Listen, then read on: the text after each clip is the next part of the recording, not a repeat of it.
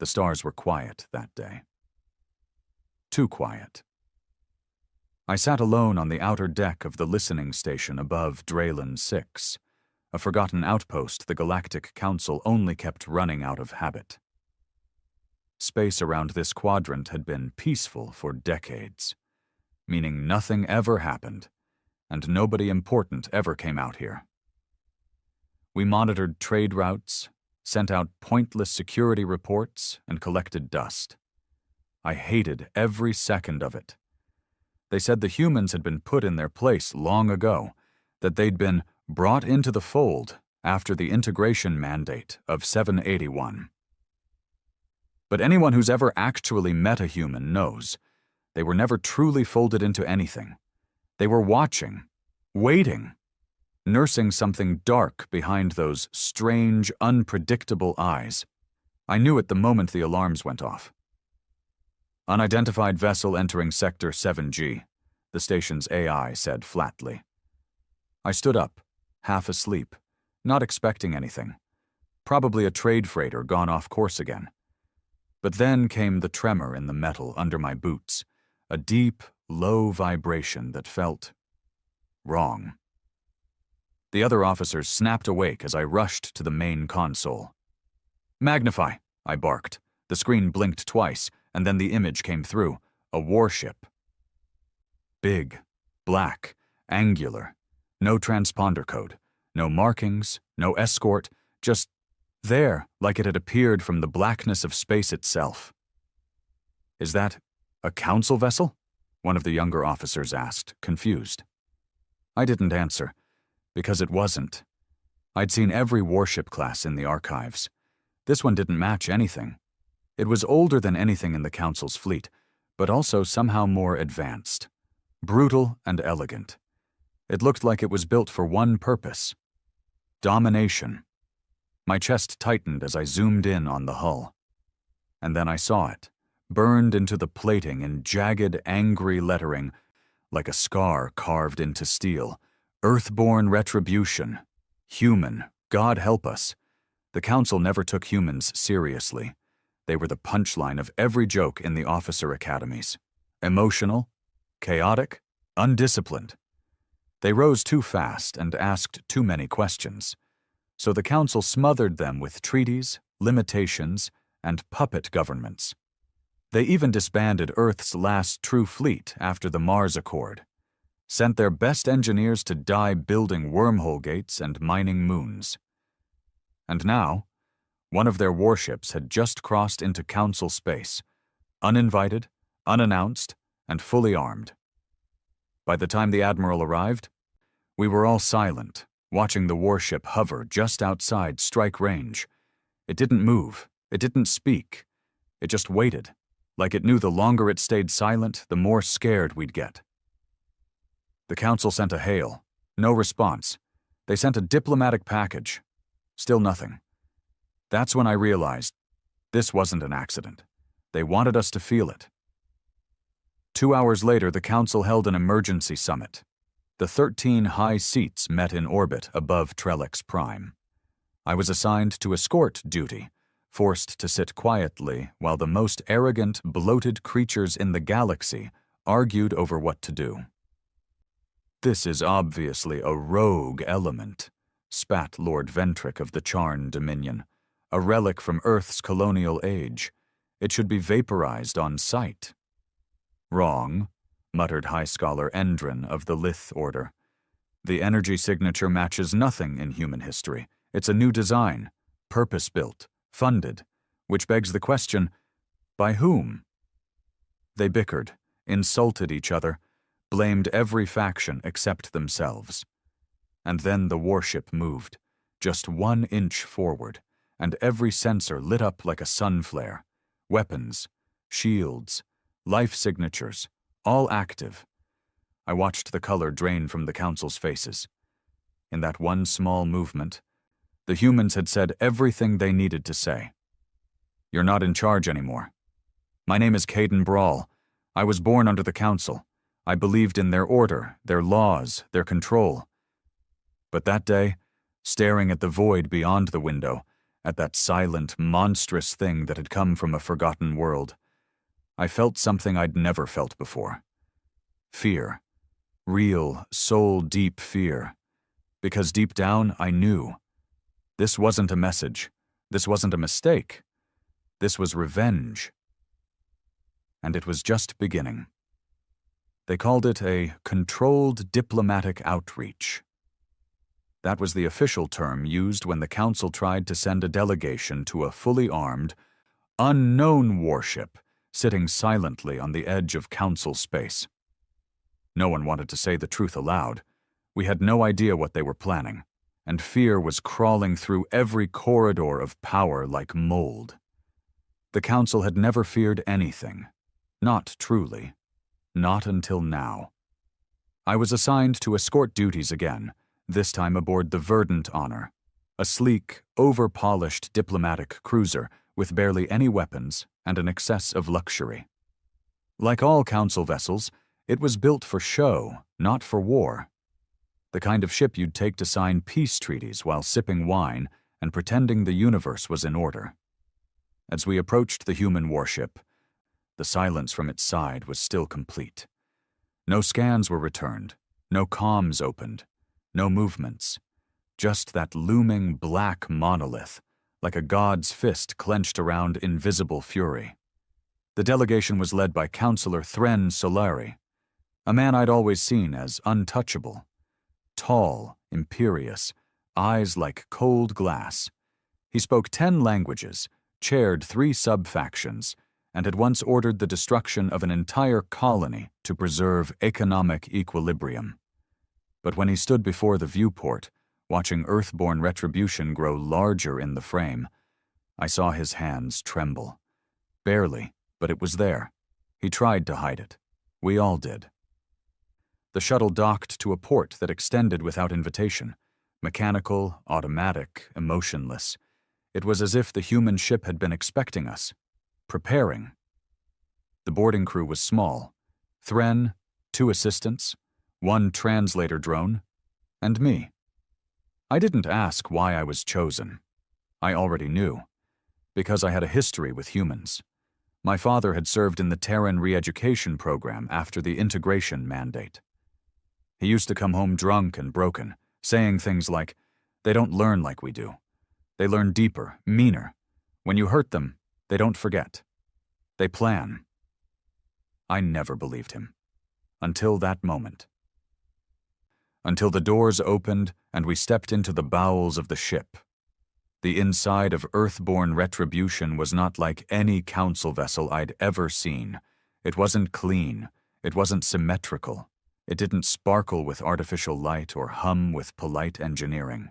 It was raw, functional, heavy. The walls were thick steel, patched with battle scars and crude reinforcements. Wires hung exposed. Lights flickered not from power failure, but from deliberate design.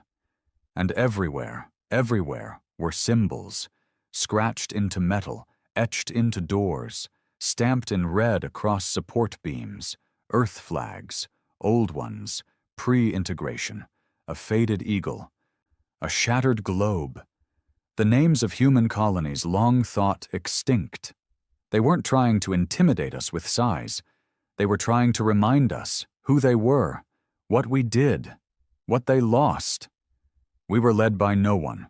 No crew greeted us, no guides, just blinking red markers in the floor that pulsed one by one, guiding us deeper into the ship. At one point, Thren stopped and said, "This is psychological warfare." No one responded. Because we knew it was true, the deeper we went, the colder it got. Not just physically, though the air felt like it had been recycled through war zones, but emotionally, spiritually. Like the walls themselves were waiting for something terrible to be unleashed. We reached what must have been the central chamber, a massive circular room with a single chair in the center, facing away from us. One man sat there. He didn't turn when we entered. He didn't rise. He just said, in perfect Council dialect, "You took our children." Thren stepped forward, clearing his throat. I am Counselor Thren Solari, emissary of the Galactic Council. We come in peace, seeking clarity on your presence and intentions. You are in violation of— Shut up. The voice wasn't raised. It didn't need to be. It was flat. Human. And it cut through us like ice. He finally stood. Turned. He was old.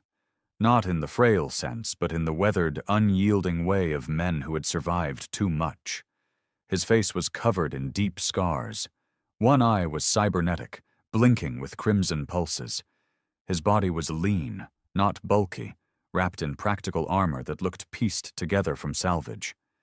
And his hands, gods, his hands, were black with burn marks, as if he'd clawed his way out of fire. "My name," he said, "is Commander Roth, born on Earth, exiled to Rigel, watched my people get sterilized by your cleansing drones, watched my son get taken for integration conditioning, watched my wife hang herself in a council facility while you called it progress." No one spoke. "Now you watch me." Thren tried to recover. "Commander, there are peaceful channels for— I'm not here for peace. I'm here for memory, for the 100 million of us you erased from your archives, for the colonies you reduced to ash and labeled rebellious, for every Terran who vanished while your clean little cities celebrated unity." He took one step forward. "I'm here to teach you how humans remember, how we bury names in steel, how we name our bullets after your cities." I reached for my sidearm without meaning to. His eye caught the movement instantly. "Do it," he said. But I didn't. I couldn't. Because in that moment, I wasn't looking at a man. I was looking at the product of everything the Council had tried to suppress. And he was stronger than any of us. He didn't kill us. He didn't need to. He let us leave, escorted again by silence and cold air and flickering lights. No threat was made. No declaration of war. Just his final words, echoing in my mind as we left the ship. "The Council will fall. Not because we want war, but because you forgot we were human." When we returned to the summit, Thren lied. He said the humans were isolated radicals, that they posed no immediate threat, that negotiations were ongoing. The Council clung to that lie like a drunk to an empty bottle. But I saw what they didn't. Roth hadn't shown us that warship to negotiate. He showed it to warn us, the way a storm growls before it hits the coast, and the fools ignored it. 2 days later, the Council dispatched 3 battleships to escort Earthborn retribution out of regulated space. They were vaporized in 62 seconds. No survivors. The footage, what little remained, showed human weapons tech far beyond Council capabilities. Plasma kinetics, cloaked drone arrays, gravity distorters, shit we hadn't even theorized yet. But the scariest thing? They didn't run. They didn't retreat. They just hovered there, waiting. By the end of the week, 16 more human ships appeared in scattered locations. All old designs, some from centuries ago, but heavily modified, bristling with weaponry, and powered by energy signatures that made no sense. Then came the message. Not from Roth. Not from any human leader. Just a signal broadcast on every frequency across Council space. "This is not conquest. This is memory. We are the ones you buried, and we remember everything." Chaos followed.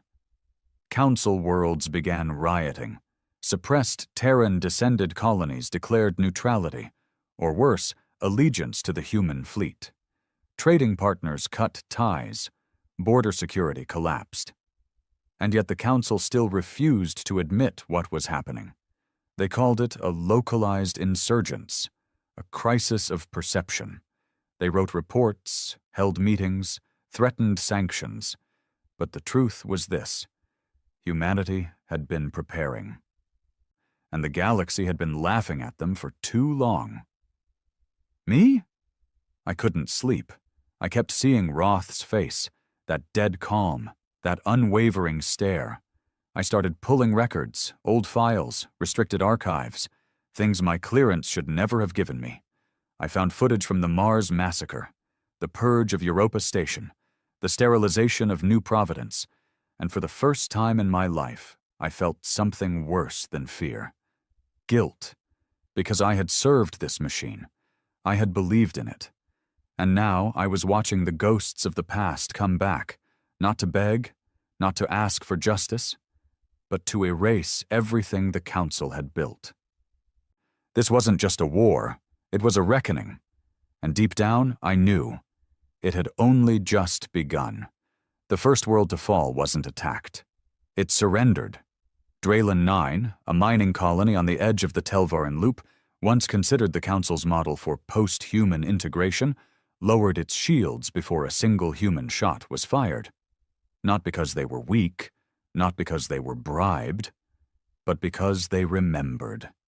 Half the population there were Terran descendants, men and women born of Earth blood, raised under Council indoctrination, told for generations that their heritage was a burden, that their ancestors were violent, primitive, dangerous. And now those same ancestors had returned, in ships that bled silence, bearing scars they hadn't healed, carrying truths the Council had spent centuries burying under political slogans and sanitized history. When Earthborn retribution entered Draylen 9's orbit, the people didn't scream, they saluted. Back on Trellix Prime, the Council was coming undone. You could smell it in the air, the perfume of desperation, bureaucracy burning from the inside out. The high seats argued behind locked doors. Every hour brought new lies. The humans are fractured. This is a rogue fleet, not an organized rebellion. We mustn't overreact. They were still pretending the old rules applied. Diplomacy, sanctions, blockades. They had grown too used to winning without war, to silencing without blood. But this wasn't the old galaxy anymore. This was the age of recollection. And humans? They had remembered everything. I sat in my quarters, watching intercepted broadcasts from the human fleet. They didn't speak often. But when they did, their words spread like wildfire across every black market signal and pirate stream in the outer systems. No threats, no propaganda, just images.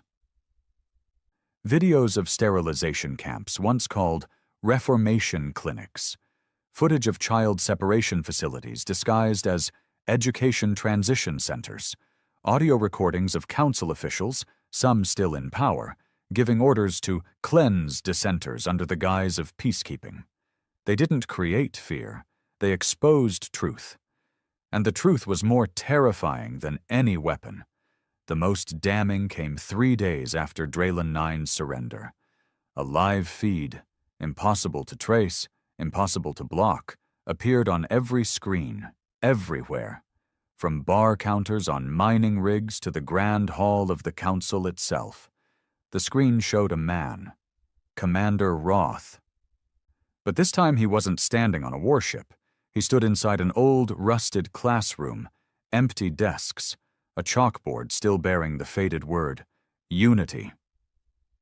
This was the first re-education site, he said. Rigel Station, Sector 4, Year 782 post-integration. Some of you recognize it. He paused. I was 12 when they brought me here. He walked slowly between the desks. They told us Earth was gone, that we had been liberated, that our parents were criminals, our culture barbaric. They fed us council slogans and nutrient paste and made us watch holograms of smiling aliens talking about galactic harmony. He stopped in front of a small desk. They beat us when we cried in our own language. His voice didn't crack. It didn't rise. It was flat, controlled, deadly. And now you call this war. The feed cut out. That broadcast did what no weapon could have done. Council colonies started whispering. Outer worlds began refusing supply routes. Officers with Terran blood disappeared from their posts overnight, defecting in silence. Entire systems stopped responding to Council commands. The center was crumbling, but the high seats still clung to their polished chairs, painting the rebellion as terrorism, the warships as staged relics, Roth as a madman. Their arrogance was a sickness they couldn't cure, and it was spreading. I had spent my life believing in order. Born on Polora 3, raised in council academies, trained to see humans as inconvenient, not evil, not monsters, just inferior, fragile, emotionally unstable, needing guidance. That's what they always said. The council uplifts. The council civilizes. The council preserves peace. But now I couldn't stop hearing Roth's voice. We remember everything.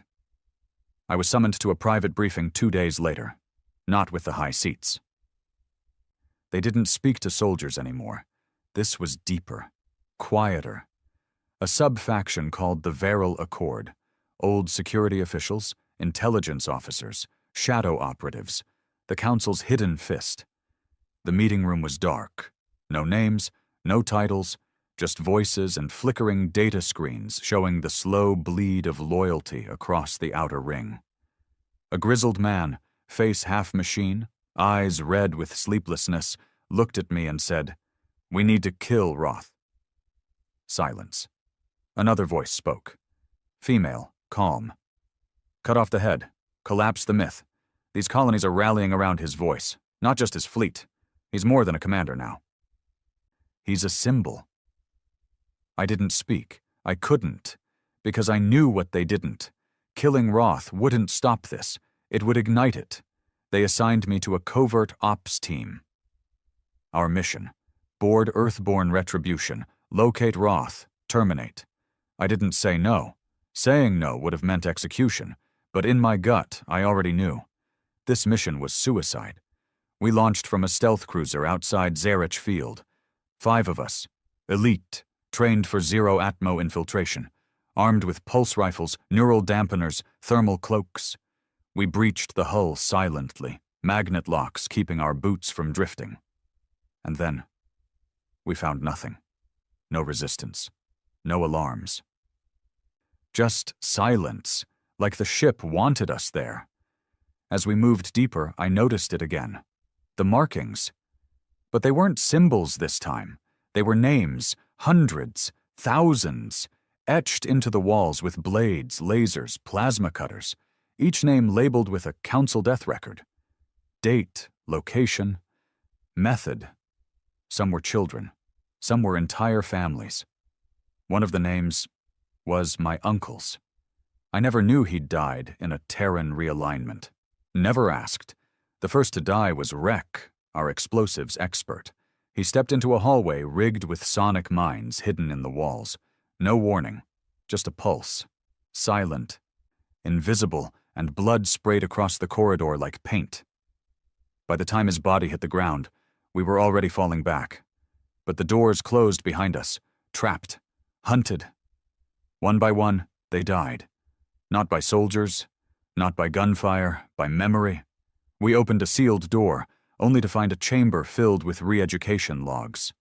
The faces of every child processed through Rigel, screaming, crying, pleading in languages long dead. Joran, the comms lead, dropped his rifle and fell to his knees. "I didn't know," he kept whispering. "I didn't know." He shot himself in the head 5 minutes later. By the time I reached the central core, I was alone. And Roth was waiting. He didn't point a gun. He didn't wear armor. He stood beside a wall of glass, overlooking the void. "You came to kill me," he said without turning. I didn't respond. "Do it." His voice was calm. I raised my weapon, but my hand shook, because I didn't see a villain. I saw a man who had watched his people erased while the galaxy applauded, and I realized this wasn't war. This was justice. Slow, calculated, inevitable. I lowered the gun. He turned to me then, and what he said burned into me deeper than any wound. "You can't stop us, not because we're stronger, but because you already lost the only war that mattered." "What war?" I asked. He smiled. "The war for truth." He let me live. said I had a choice. Tell them what you saw, or stay loyal and die with them. Either way, the council ends. As I left that ship, alone, drifting toward a rescue beacon, I knew what I would do. I'd spent my life believing a lie, but now, I believed in something else. Something far more dangerous. I believed in humans. And that made me the enemy. The problem with an empire isn't the enemy at the gates. It's the rot in the walls. By the time the council realized this, it was already too late. 3 days after I returned from Earthborn retribution, the council declared Directive 17 Black, a system-wide lockdown of all Terran-descended populations in sensitive sectors. They called it a protective measure, said it was temporary, said it would restore order. What it did was spark riots in 12 star systems. You don't cage the children of the forgotten and expect silence. Not anymore. Not when Roth's voice was already echoing through every back channel, smuggled signal, and black market data stream in the quadrant. This isn't about vengeance, he said in one broadcast. It's about remembering who we were and who you made us become. The council kept trying to fight him with legislation. Roth was using human memory as a warhead, and it was working. It started small. A power plant on Varix 2 refused to send energy quotas to the central grid. A patrol squad in the Laurent Expanse vanished after local complications. A council officer on Helvian 7 was found crucified to his own command post with the words, "For Rigel," carved into the steel above him. Each event was dismissed as an isolated anomaly. But I knew what it was. The collapse. And it was spreading like a sickness through the bones of the Empire. High Counselor Thren Solari, the same man who had stood in front of Roth and called him a terrorist, now found himself trapped inside the fortified embassy on Deimos Prime. His own security forces had turned on him, not with guns, but with abandonment. No one came when he called. No shuttles responded. Not a single message got out. He lasted 3 days, then someone leaked the surveillance footage. Solari curled on the floor of his office, sobbing into his diplomatic robes, screaming at an empty comms screen as the city burned around him. When the camera cut to static, no one ever saw him again. No human had laid a finger on him. They didn't have to. I sat in the shadows of an old observation post above Barros Station, watching the council's influence shrivel in real time. Their grand networks, once pulsing with control, were silent now, replaced by rogue frequencies filled with human names, human stories, human pain.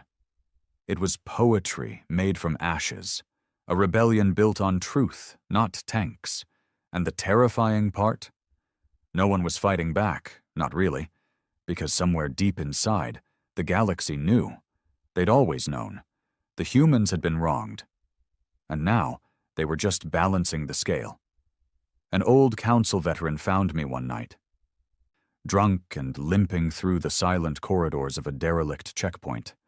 He recognized me from the covert team, asked if I still had the kill order for Roth. I said no. He asked why. I told him, because Roth doesn't need to win. He just needs us to admit we were wrong. The man laughed so hard he fell over, and then he shot himself in the head. The council made its last mistake when it tried to silence the Morellis broadcast. A small Terran-run info stream operating from a hidden location in the Rotary Belt. Morellis had become famous for leaking council atrocities. But this time, they aired something worse than any war crime. A confession, a live interview with Director Helvan Para, former head of the Council's Cultural Realignment Division, retired, forgotten, dying of brain decay. But he remembered. And what he remembered tore the galaxy apart. "We didn't just erase their history," he said, blinking into the camera. "We engineered shame. We rewrote textbooks. We replaced mothers with monitors. We told their children their ancestors were monsters. and we punished them for mourning. And when that wasn't enough, we sterilized entire sectors. It wasn't for peace. It was because they scared us. Within hours, every major hub with a human population went dark, not destroyed, just flipped. The control centers stopped sending updates, trade networks vanished, and a new signal emerged. Simple, low bandwidth, impossible to trace. It showed one thing: a flame, burning slowly in the dark. Below it, 3 words: "We remember now." I watched the panic spread across Council Command. Fleet generals shouting for orders, governors begging for reinforcements, intel officers throwing around phrases like soft coup, viral insurrection, mimetic warfare. No one knew how to stop it, because it wasn't ships or bombs. It was awareness, a kind of viral awakening. People weren't rebelling because they were paid or afraid or desperate. They were rebelling because they saw the truth. And truth, when you've buried it long enough, kills faster than fire. That was when Roth struck the first core world. Not with a fleet, but with a drop pod. One man. Straight into the capital square of Galaris, one of the Council's richest, most fortified planets. His name was Vren Halden. He was born in Council custody, raised in an indoctrination facility, branded with a Terran ID at birth, trained to serve, to obey, to hate his own origin. He stood before a crowd of tens of thousands. Council enforcers moved to silence him. The crowd moved faster. By the time the enforcers hit the pavement, Vren was on the steps of the High Tribunal, holding a single drive in his hand. He uploaded its contents into the Galaris mainframe. It crashed within 7 minutes. When the screens came back online, every citizen saw the same thing. The Truth Protocol. A full decryption of classified council documents, everything. The sterilization orders, the fake peace treaties, the bribes, the black site prisons, even the names of the council members who'd ordered executions disguised as reforms. By midnight, the city had no functioning government. By morning, the planetary defense grid was under human control. The council sent 3 fleets to retake it. None arrived, because half the crews never left dock. The rest defected mid-flight. Some even flew straight to Roth. I sat in my quarters again, this time on a transport to a world I'd once helped stabilize as a junior officer. I couldn't sleep. Not because I was afraid, but because I was starting to understand something I'd never wanted to believe. The humans weren't coming for revenge. They were coming to end something. Something old. Rotten. Poisoned at the root. They weren't burning the galaxy down. They were clearing the ground for something new. I received a message that night. Encrypted. No sender, no trace. It was a video. Roth. He looked tired. Worn, but calm. Like a man who'd already accepted the cost of what he was doing. "I'm not a hero," he said. "I'm not trying to build a better empire. I'm just trying to end this one. They called us monsters, savages, said we were too wild to be trusted. But they used our blood to build their peace. And now they're choking on it. We won't rule. We won't rebuild the same system with new flags. We'll remind the stars that humans are not cattle. We are not tools. We are not projects. We are fire. And when this is done, they will never forget again." I don't know how he knew to send that message to me. Maybe he didn't. Maybe he sent it to thousands. Or maybe he knew I had already switched sides, not with words, but with belief. Because the truth was a weapon I couldn't unsee. And I knew, deep in my bones, so did the rest of the galaxy. The council lasted another 6 weeks, not because they fought well, but because bureaucracies die slow, like dying stars, collapsing in on their own pride. By the end of it, even the loyalists started asking the same question. What if the humans were right? They called it Fortress Syrax, a city-sized orbital complex carved into the frozen rings of planet Sevis, the last true stronghold of the High Council. It wasn't built for comfort. It wasn't built for diplomacy. It was built for exactly one thing: survival. For centuries, it was nothing more than a rumor, a ghost facility buried in redacted files and old conspiracy chatter. But now, as the outer systems fell like dominoes and the Council's voice became a whisper, the last of the ruling elite crawled into it like rats into a sealed box, praying the walls would hold. They wouldn't, because Roth had found it. And unlike the rest of the war, he didn't move silently this time. He announced it to everyone. It was an encrypted, real-time broadcast, so clean and flawless, the Council couldn't block it even if they wanted to. Roth stood before a black backdrop, the emblem of the old Earth resistance glowing faintly behind him, a broken circle surrounding a single burning star. His voice was lower than usual, slower, measured. This is not a siege. This is not a war. This is your sentence. He leaned forward slightly, eyes burning into the feed. For generations, you controlled history. You bled us, erased us, repurposed our dead into lessons in textbooks written by murderers. You sterilized our women. You executed our sons. You made our pain into policy. And still, you believed you were right. His jaw tightened. So now, we let the galaxy watch what happens to tyrants when truth finally outlives fear. Syrax is yours. For now. But it will not survive the week. The screen faded to black. And just like that, Roth declared the end. I was aboard the Vigilant Ember, part of the human-aligned fleet that now completely surrounded Syrax. A ship unlike the crude, scarred vessels we'd seen earlier. Sleek, modern. Built not just from salvaged anger, but from real engineering. Built for war, and yet it felt wrong. There was no thrill, no glory, just silence across every channel. Everyone knew what Syrax was, who was inside, what it meant to destroy it. But no one said it out loud. We weren't just wiping out the Council. We were wiping out what came before. Inside Syrax, the last loyalists gathered. 5 high seats remained.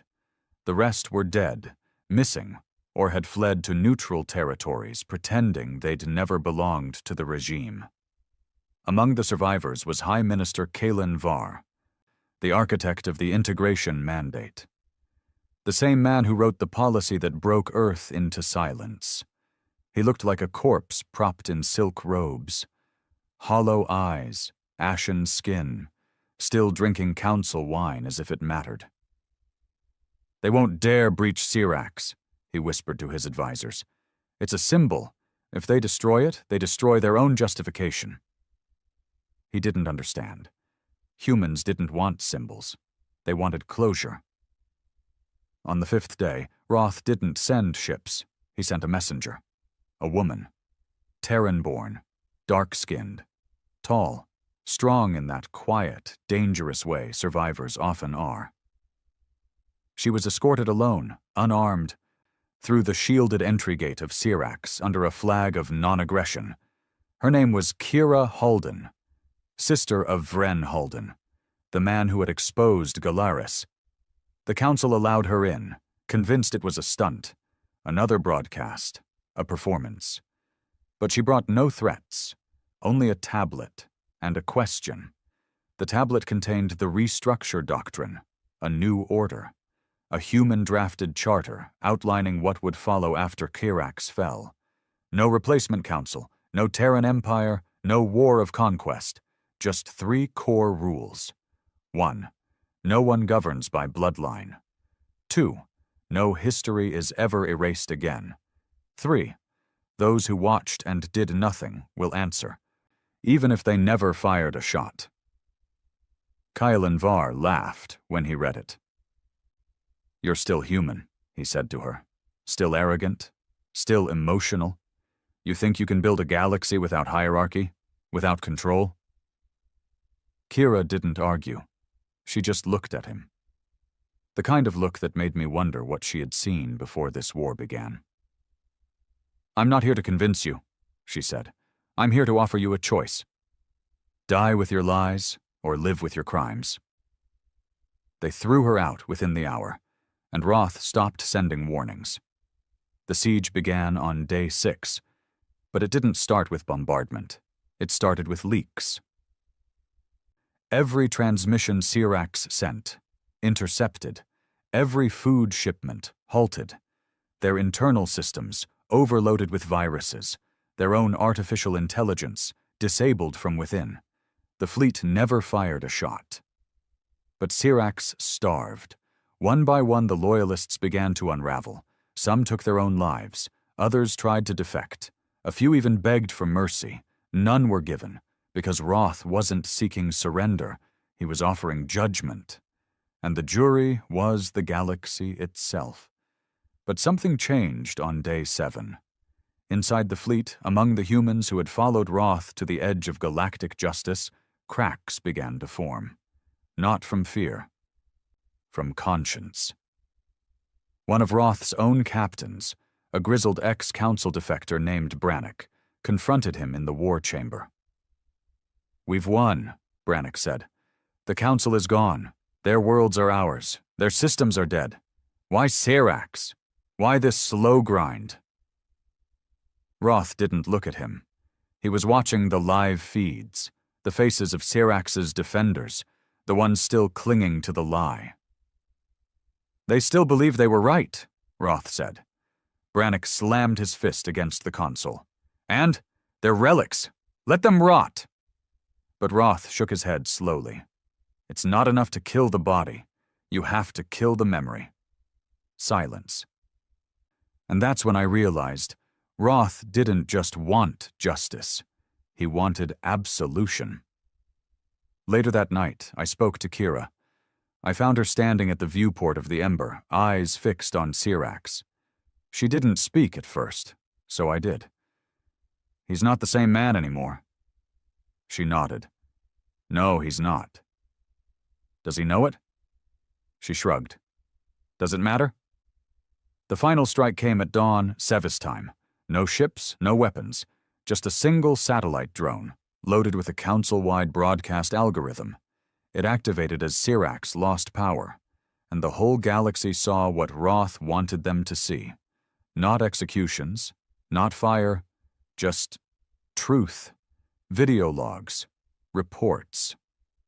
Interrogation records, genetic modification programs, death quotas, fabricated rebel attacks, censored footage of council officers watching colonies die. Everything, raw, untouched, the naked horror of the machine that had ruled for generations. And in the final segment, the camera showed Sirax, dimming from orbit. Then cut to Roth. One last time. You had the chance to tell the truth. You chose silence. Now you'll be remembered not as leaders, but as a warning. He didn't say another word. The feed cut, and Sirax went dark forever. The explosion wasn't massive. It wasn't beautiful. It was clinical, contained, precise, almost merciful. Until the smoke cleared, and only the shattered rings of Sevis remained, glinting with the twisted debris of what once ruled the stars. The war was over. The council was dead. But something else had begun, and no one knew what it would look like. Roth vanished after that. Some said he boarded a sleeper ship and disappeared into deep space. Others claimed he died on Sirax, one last act of sacrifice. Me? I think he knew the galaxy didn't need him anymore. Not as a leader, not as a symbol, just as a memory. I live now on a reclaimed Terran colony once called Zone 51D. It has a real name again, Kalar's Reach. We teach history here. The real kind. No edits, no redactions, just truth. Messy, brutal, human truth. Because that's what this was always about. Not revenge, not rebellion, not even freedom. Just one question. Will you remember us now? History doesn't end with the last gunshot. It starts there. And the first thing it does is ask, what now? 6 months after Syrax fell, the galaxy was a mess. The Council's infrastructure collapsed faster than expected. Trade networks vanished. Star routes went unpoliced. Entire planets turned inward, suspicious of everyone, including their own allies. No central authority. No universal law. Just silence where the Empire used to be. Some called it liberation. Others called it a mistake. I'd relocated to Kalar's Reach, one of the reclaimed Terran colonies. It was where we stored most of the historical archives, the real ones. We spent our days filtering through decades of truth that had been buried beneath Council propaganda. Executions labeled as resource redirection. Genocides filed under system optimization. People wept reading the files. Others went numb. A few went mad. Truth, it turned out, wasn't always healing. Sometimes it just cut deeper. The broadcasts stopped after Syrax. Roth was gone. No public statements. No sightings. No orders. Some believed he died with the fortress. Others believed he was watching us, waiting to see if we'd repeat the same mistakes. But me?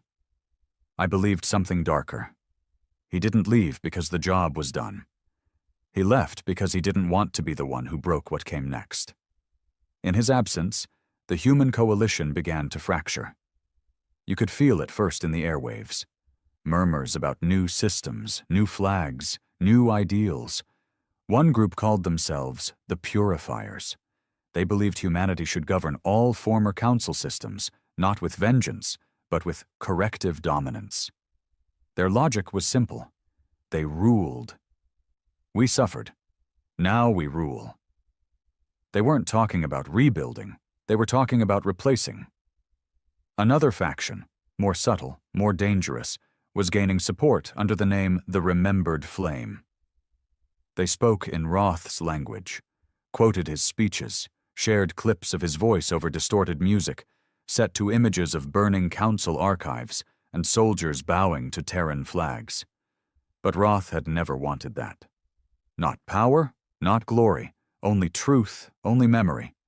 Now his legacy was being twisted into a banner, and no one was strong enough to stop it. I sat across from Kira Halden one rainy afternoon in the outpost's archive wing. She looked more tired than I'd ever seen her. She hadn't taken any title after the war. She could have led the whole system if she wanted. But instead, she taught history to children. The most powerful survivor of the revolution, reduced, or perhaps elevated, to a school teacher. You see the signs? I asked her. She didn't look up. They were always there. The Purifiers. Small men chasing shadows, she said. They think because they bled, they get to own the future. And the flame? She paused longer. They believe Roth was a god. I frowned. And he wasn't? No, she said softly. He was a man, and that's what made him dangerous. He knew pain, he knew patience, and he knew when to stop. I leaned forward. What if the people who come after him don't? She met my eyes. That's why you're here. She handed me a data pad, encrypted, old code, pre-war style. I ran the sequence and it opened a personal log, Roth's. If you're reading this, it means I've gone quiet, either by choice or by death. You'll be tempted to fill the silence with structure, systems, flags, faces on coins. Don't. Let the silence settle first. Let people choose their own voice. If you build too fast, you'll build something that looks like the Council, just with your name stamped over the blood. We didn't win to replace tyrants. We won to bury the machine. Don't start it up again. Please. I read the words twice, then once more, and each time they hit harder, because we were already building again, and we were doing it with blood still fresh in the dirt. 1 week later, the first bomb went off.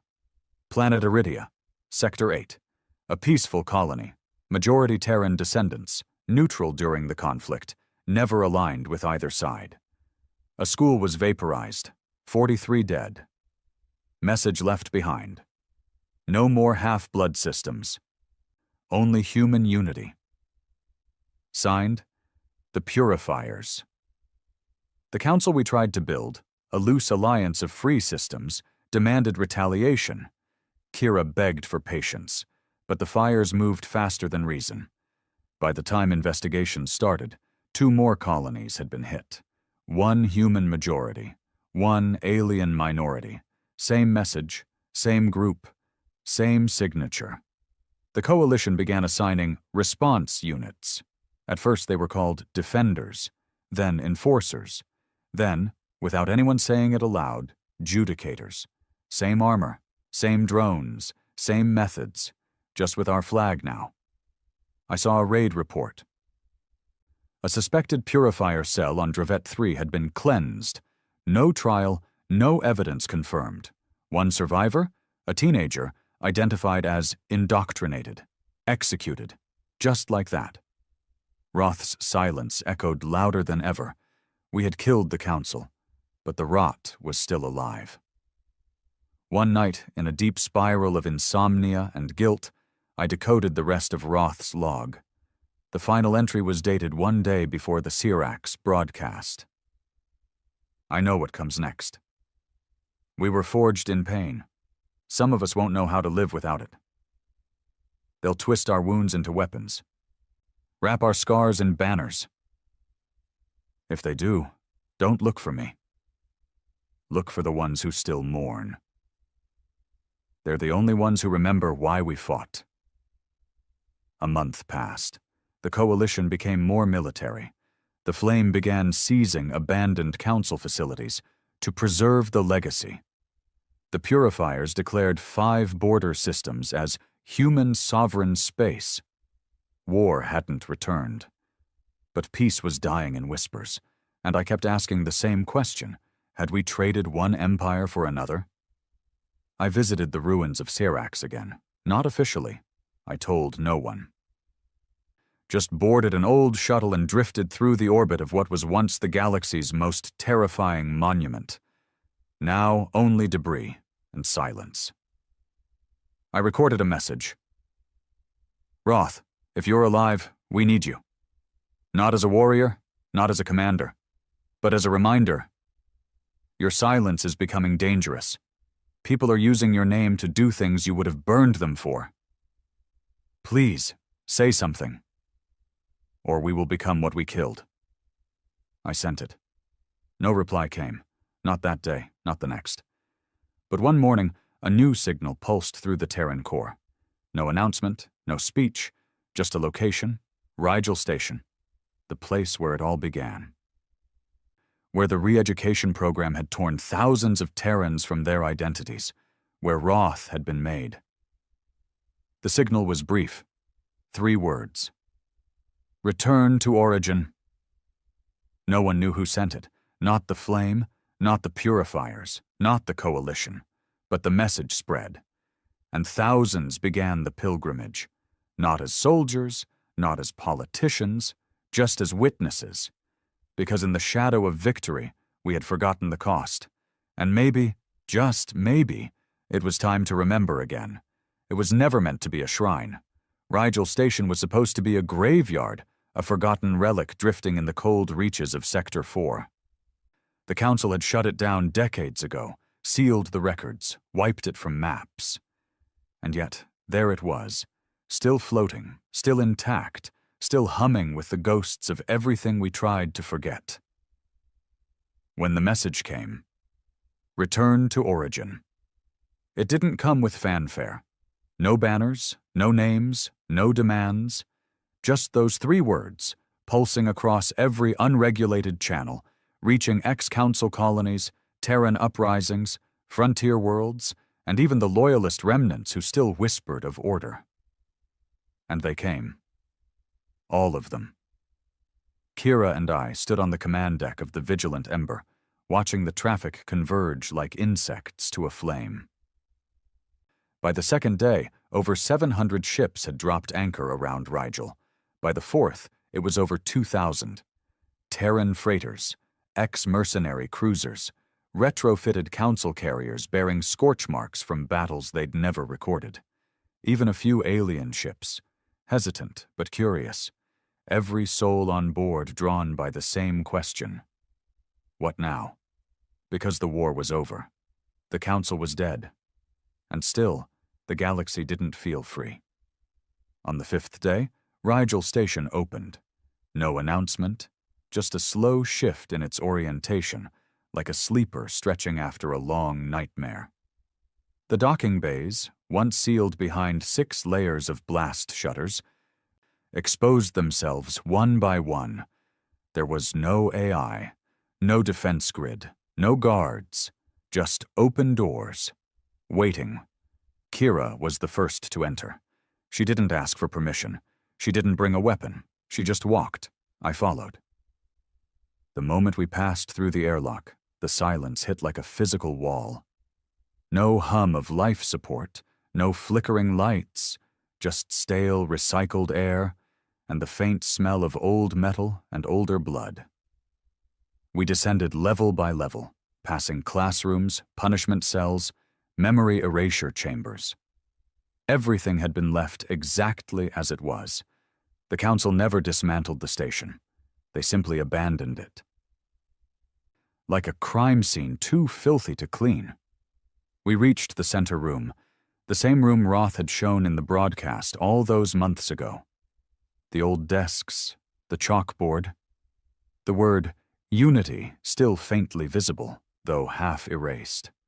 And in the middle of the room, on a rusted desk, was a single data drive. No guards, no traps, just the weight of everything we tried to ignore. Kira picked it up. Her hands shook for the first time since Serax. She plugged it into her terminal and opened the file. Roth's voice filled the room.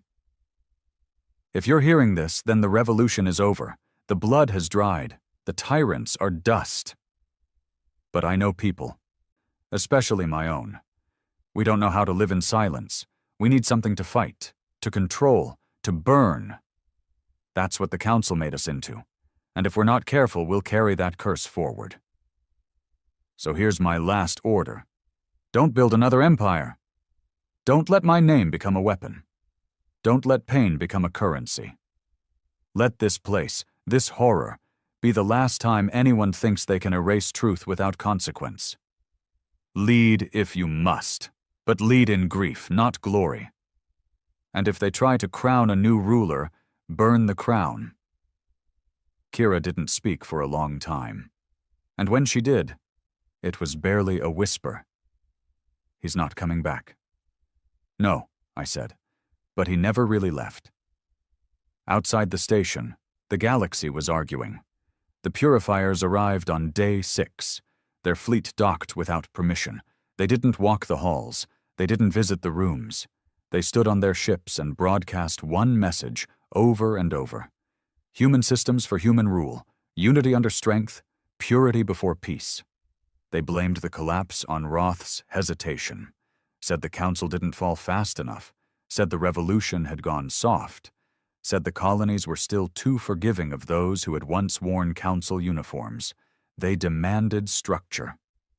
Uniformity, a Terran-led galaxy with no tolerance for heritage pollution.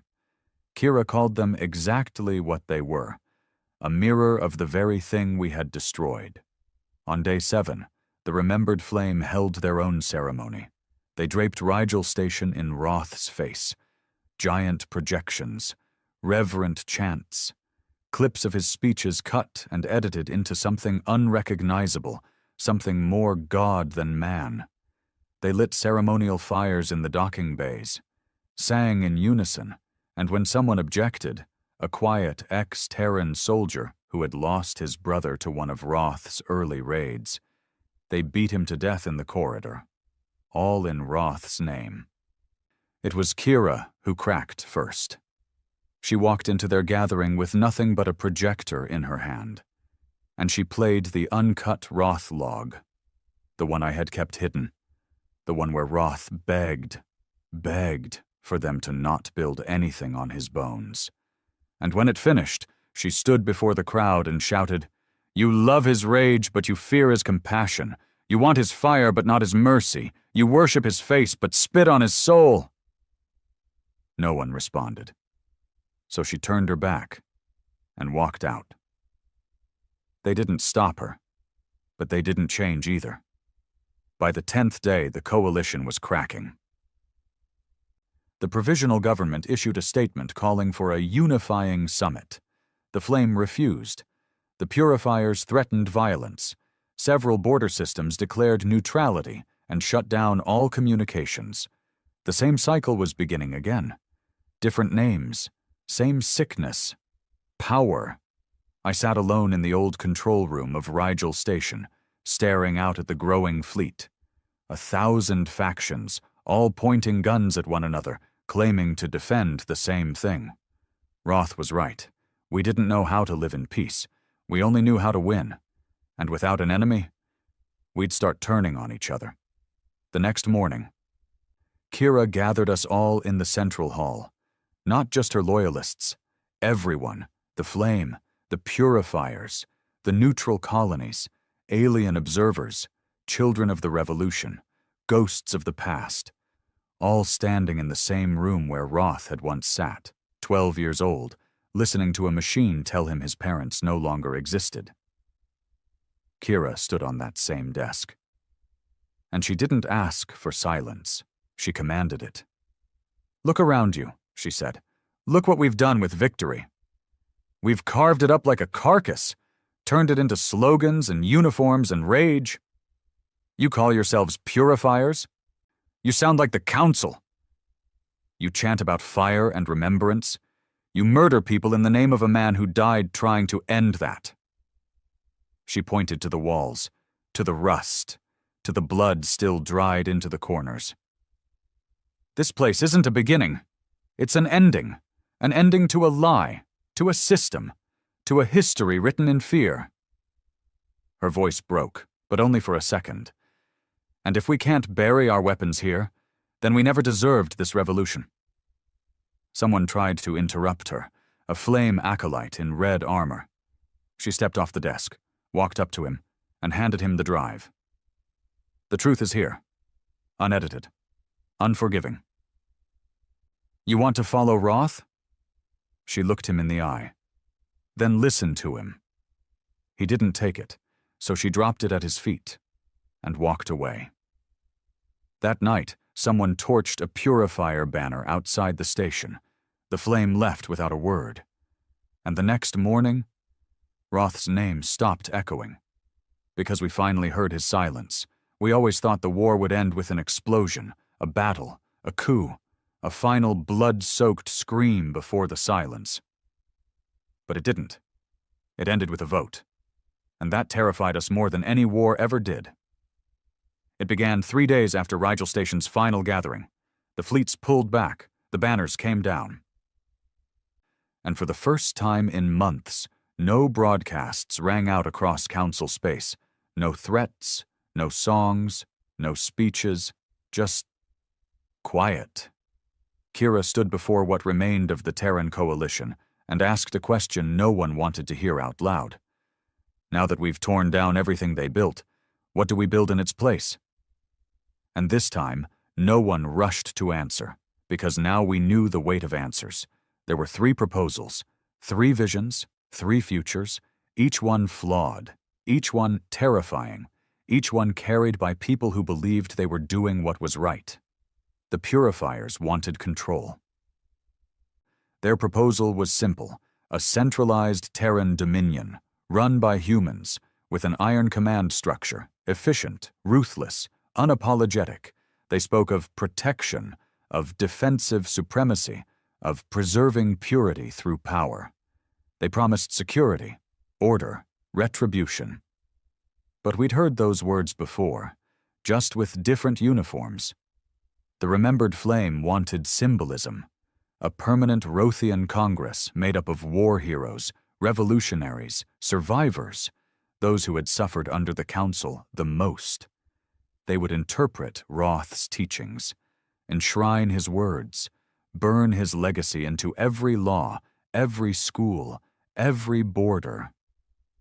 They offered identity, culture, ritual, but beneath their reverence was fanaticism.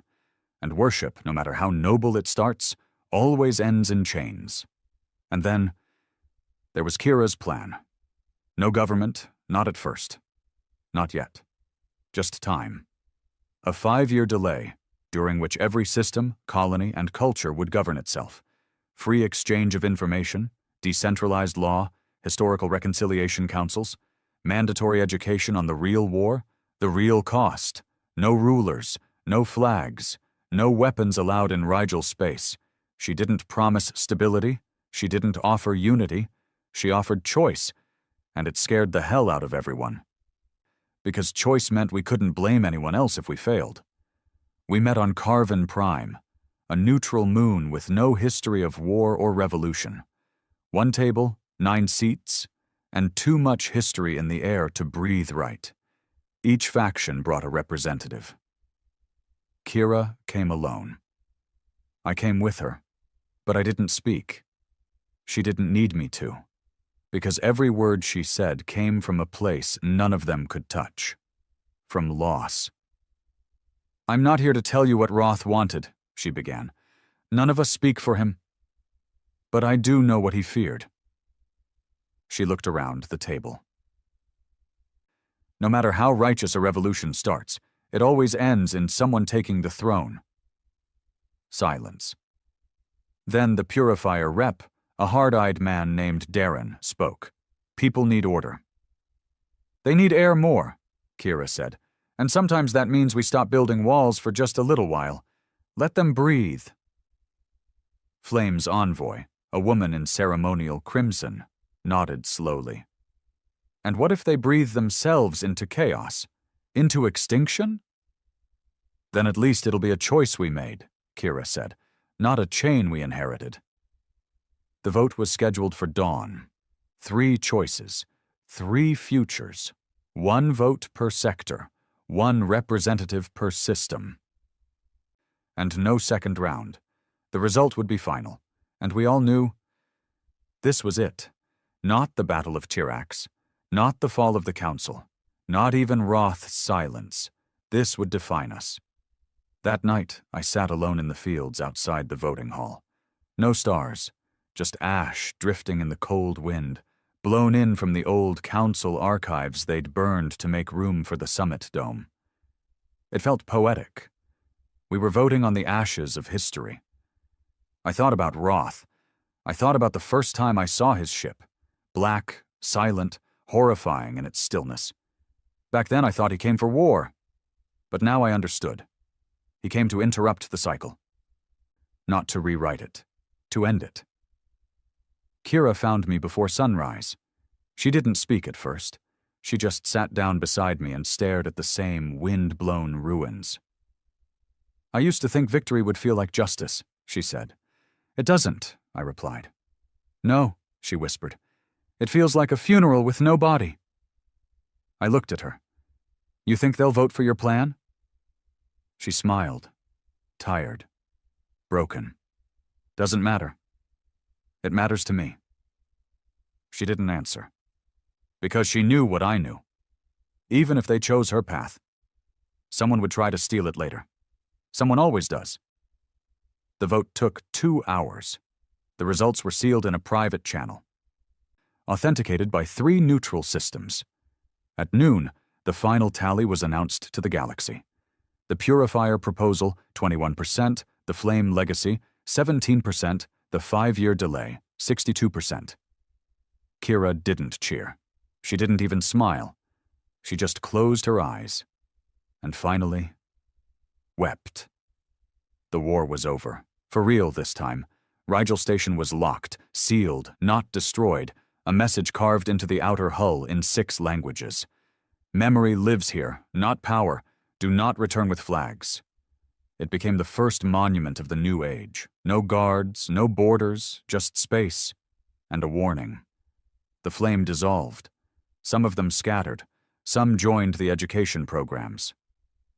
A few became artists. The Purifiers tried to resist. They made it 3 months. then the people turned on them, not with violence, with shame. Because this time, the truth got there first.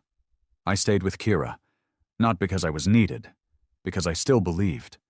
Not in a government, not in a flag, not even in Roth. Just in the idea that maybe, just maybe, if you bleed long enough, you can bleed something better into being. 5 years passed, then 6, then 10. There were still wars, still corruption, still wounds, but there were also no empires. And that was enough. Sometimes, when the nights are too quiet, I play the last message Roth ever sent. The one no one ever found but me. A personal file. Just a whisper, really. Buried under encryption so old it might have been meant only for his son, or his wife, or maybe just someone who would understand. If you're hearing this, I made it through the fire. But I'm not staying. Because if I stay, they'll turn me into something I'm not. They'll wear my skin like armor. They'll name cities after me. They'll carve my words into monuments I'd burn myself. And I won't let that happen. So if you want to honor me, forget me. Remember the people who never got a chance to be remembered. Remember the ones who didn't survive the first scream. Remember the truth, not the storyteller. That's the only way this ends right. So I did. I never spoke his name again after that day. Not in speeches, not in reports, not in memory scrolls, because the man who saved the galaxy didn't want to be remembered. He just wanted to make sure we never forgot. He hadn't heard the word Earth spoken aloud in over 2 decades, not in the fleet, not on the colonies, not in the back alleys of fringe stations or the blood-washed bars of Meridian Sector 9. Earth was a myth, a broken rock, a name whispered in contempt by aliens who thought the species that birthed fire and violence had long gone extinct. But then it came. A signal. One frequency. One voice. One warship. From nowhere. The first time Joran saw the vessel on the outer rim scanners, his gut twisted like it used to back in the trenches of the Proxima uprising. It wasn't just the signature. It was the silence that followed. No ID tags. No alliance codes. No transponder. Just a shape moving slow across the black, massive and quiet, like death on approach. And then it spoke, not in their tongue, not in trade code, but in something older, deeper, rough and guttural, English. UNSC Vindication requesting immediate surrender of all foreign vessels in violation of Terran sovereignty. You have 30 seconds to comply. Joran wasn't on a military ship anymore. He'd left that behind after the war, after they'd lost. The Terran resistance had splintered, scattered, most of them dead. The rest buried in mining colonies or smuggling gigs like him, hauling scrap to survive. Heads down so the Dominion patrols wouldn't bother scanning too close. He remembered sitting in the cockpit of his rust bucket freighter, just orbiting out of Greel 2, when he saw the first light. It wasn't like anything he'd seen before. Not alien tech, not Syndicate, not the Dominion's polished, soulless dreadnoughts. This ship moved like it wanted to be seen, like it wanted to be feared. And when the Vindication fired, the sky broke. He watched, frozen, as the Dominion's forward assault fleet, 11 ships in formation, turned to ash in 9 seconds. 9 seconds. That wasn't war. That was a god reaching down and snapping the spine of everything that thought itself invincible. Panic spread fast across comms. Distress beacons, emergency codes, orders screamed in 50 dialects. No response from the warship. No follow-up. Just silence. Joran found his hands shaking as he set his vessel into a covert arc toward the debris field. He didn't know what he was doing. Suicidal instinct, maybe. But something in his blood pulled him toward that black monolith floating in the remains of the Dominion's pride. Then he saw it. The flag. Torn, but there. painted across the hull, white and blue, a patch of stars. Earth's old military emblem, the kind they used before everything collapsed. He didn't know if he should laugh or weep. Earth had a warship, not a rumor, not some salvaged pirate tech. A full-sized, still operational Terran supercarrier, fitted with weaponry that should have been outlawed by 10 galactic accords, weaponry no human resistance group could have built in 1,000 years. So where the hell had it come from? More importantly, why now? Duran's ship drifted close enough to catch the magnetic bleed-off of the Vindication's shields. That close, he could see the turrets realigning, slowly, deliberately. The sensors on his panel flickered, then died, one by one. Lights went dark, thrusters froze. It wasn't an EMP. The Vindication had simply decided his ship was done moving. Then a comlink opened. A voice came through, deep and cracked with age, human, male, calm. "Unidentified Terran vessel. You are in range. State your name." Duran hesitated. His throat felt like it was closing. He hadn't said his real name over a transmission in 15 years. He leaned in, cleared his throat, and answered like a man being called back from the dead. "Duran Thale, former Earth Fleet, serial 39VX021, out of Proxima." There was a pause, the kind that made your soul sweat. Then the voice replied, "Welcome home, Commander Thale." Duran stared at the console as if it had just called out to him in a dead man's voice. Commander Thale. No one had called him that in over a decade, not since the Earth fleet collapsed and the Dominion swept through like locusts, burning colonies and erasing names, not since he buried half his unit on Varela 4 and left the rest to rot in unmarked graves. He didn't know whether to be angry or grateful. The Vindication, for all its godlike firepower, hadn't finished with him yet. The ship rotated on its axis, a move too smooth, too deliberate, too human. As it turned, the massive hangar bay opened like a steel mouth. Dim lights flickered along the entry tunnel, beckoning. His systems remained dead.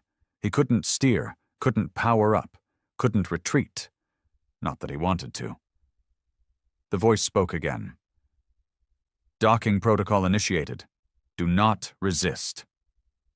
Duran sat back, eyes narrowing. His instincts screamed. This wasn't a rescue. This was a test. No one just welcomes you home from a ghost fleet with that tone. It was too flat, too military. They knew who he was. They pulled his file before he even spoke. And yet here he was, being reeled in like a fish on a line. Metal arms extended from the Vindication's underbelly and clamped onto his ship, dragging it toward the dock.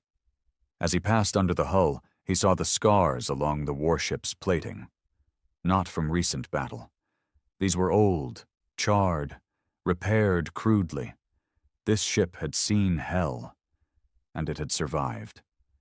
His freighter was lowered gently into a bay that could fit 4 of them side by side. The moment the arms released him, the hatch unlocked itself with a hiss. Still no power, still no control. He stood slowly. Old bones, worn boots, scarred knuckles. Same man, different war. He strapped on his sidearm, not because he thought it would help, but because it made him feel like he wasn't walking into a grave. Then he hit the ramp and stepped out. The air in the hangar was stale but breathable. The gravity adjusted a bit too late, jerking his knees. Lights flickered to life along the ceiling, revealing the gray and black steelwork that defined Earth's war tech. No frills, just function. It was like stepping into the past. Before the Dominion. Before everything fell apart. 3 figures waited for him at the far end of the bay. 2 in dark gray armored suits, faceless, rigid, still, and 1 man, older, standing tall. No helmet. His face was all angles and bitterness, thin beard. Cold gray eyes. Duran stopped halfway, arms loose at his sides. The man approached with military precision, boots echoing like drums. Joran Thale, the man said, voice made of gravel. You're a hard man to find. Joran didn't answer right away. He studied the man's uniform. No nameplate, no insignia. Just the black sun stitched on the right shoulder. He remembered that symbol from old resistance chatter. Rumors. A rogue Terran faction. Ghosts operating beyond the edge of known space. Supposedly wiped out. Apparently not. You gonna shoot me or ask me why I'm still alive? Joran asked. The man's mouth twitched, somewhere between a smirk and contempt. If I wanted you dead, you wouldn't be breathing. We need men like you. You sure I'm still that kind of man? You survived Proxima. That counts. Proxima broke everyone. Good. Then you're exactly what we need. Joran felt his heart ticking faster. He hated recruiters, hated speeches. But something about this didn't feel like a pitch. This wasn't an offer. It was a summons. The man gestured for him to follow. I'm Commander Rain, operational lead of the Vindication. You're not here by accident. You were pulled in because the system flagged your ID code. Deep Earth priority. Deep Earth's dead, Joran muttered. Rain didn't stop walking. Then explain this ship. He had a point. They passed through reinforced corridors that looked barely maintained, rust in corners, plating warped from internal heat, the ship's guts showing in places. And yet, it was alive. The hum in the walls, the low pulse of power. It wasn't a derelict. It was a monster sleeping with one eye open. We've been off the grid for 22 years, Rain said, operating from the Kuiper Outlands. Subspace folds, untraceable jumps, deep cover. He paused, looked over his shoulder. While the rest of humanity fell to its knees, we prepared. For what? Joran asked. Rain turned sharply into a large chamber.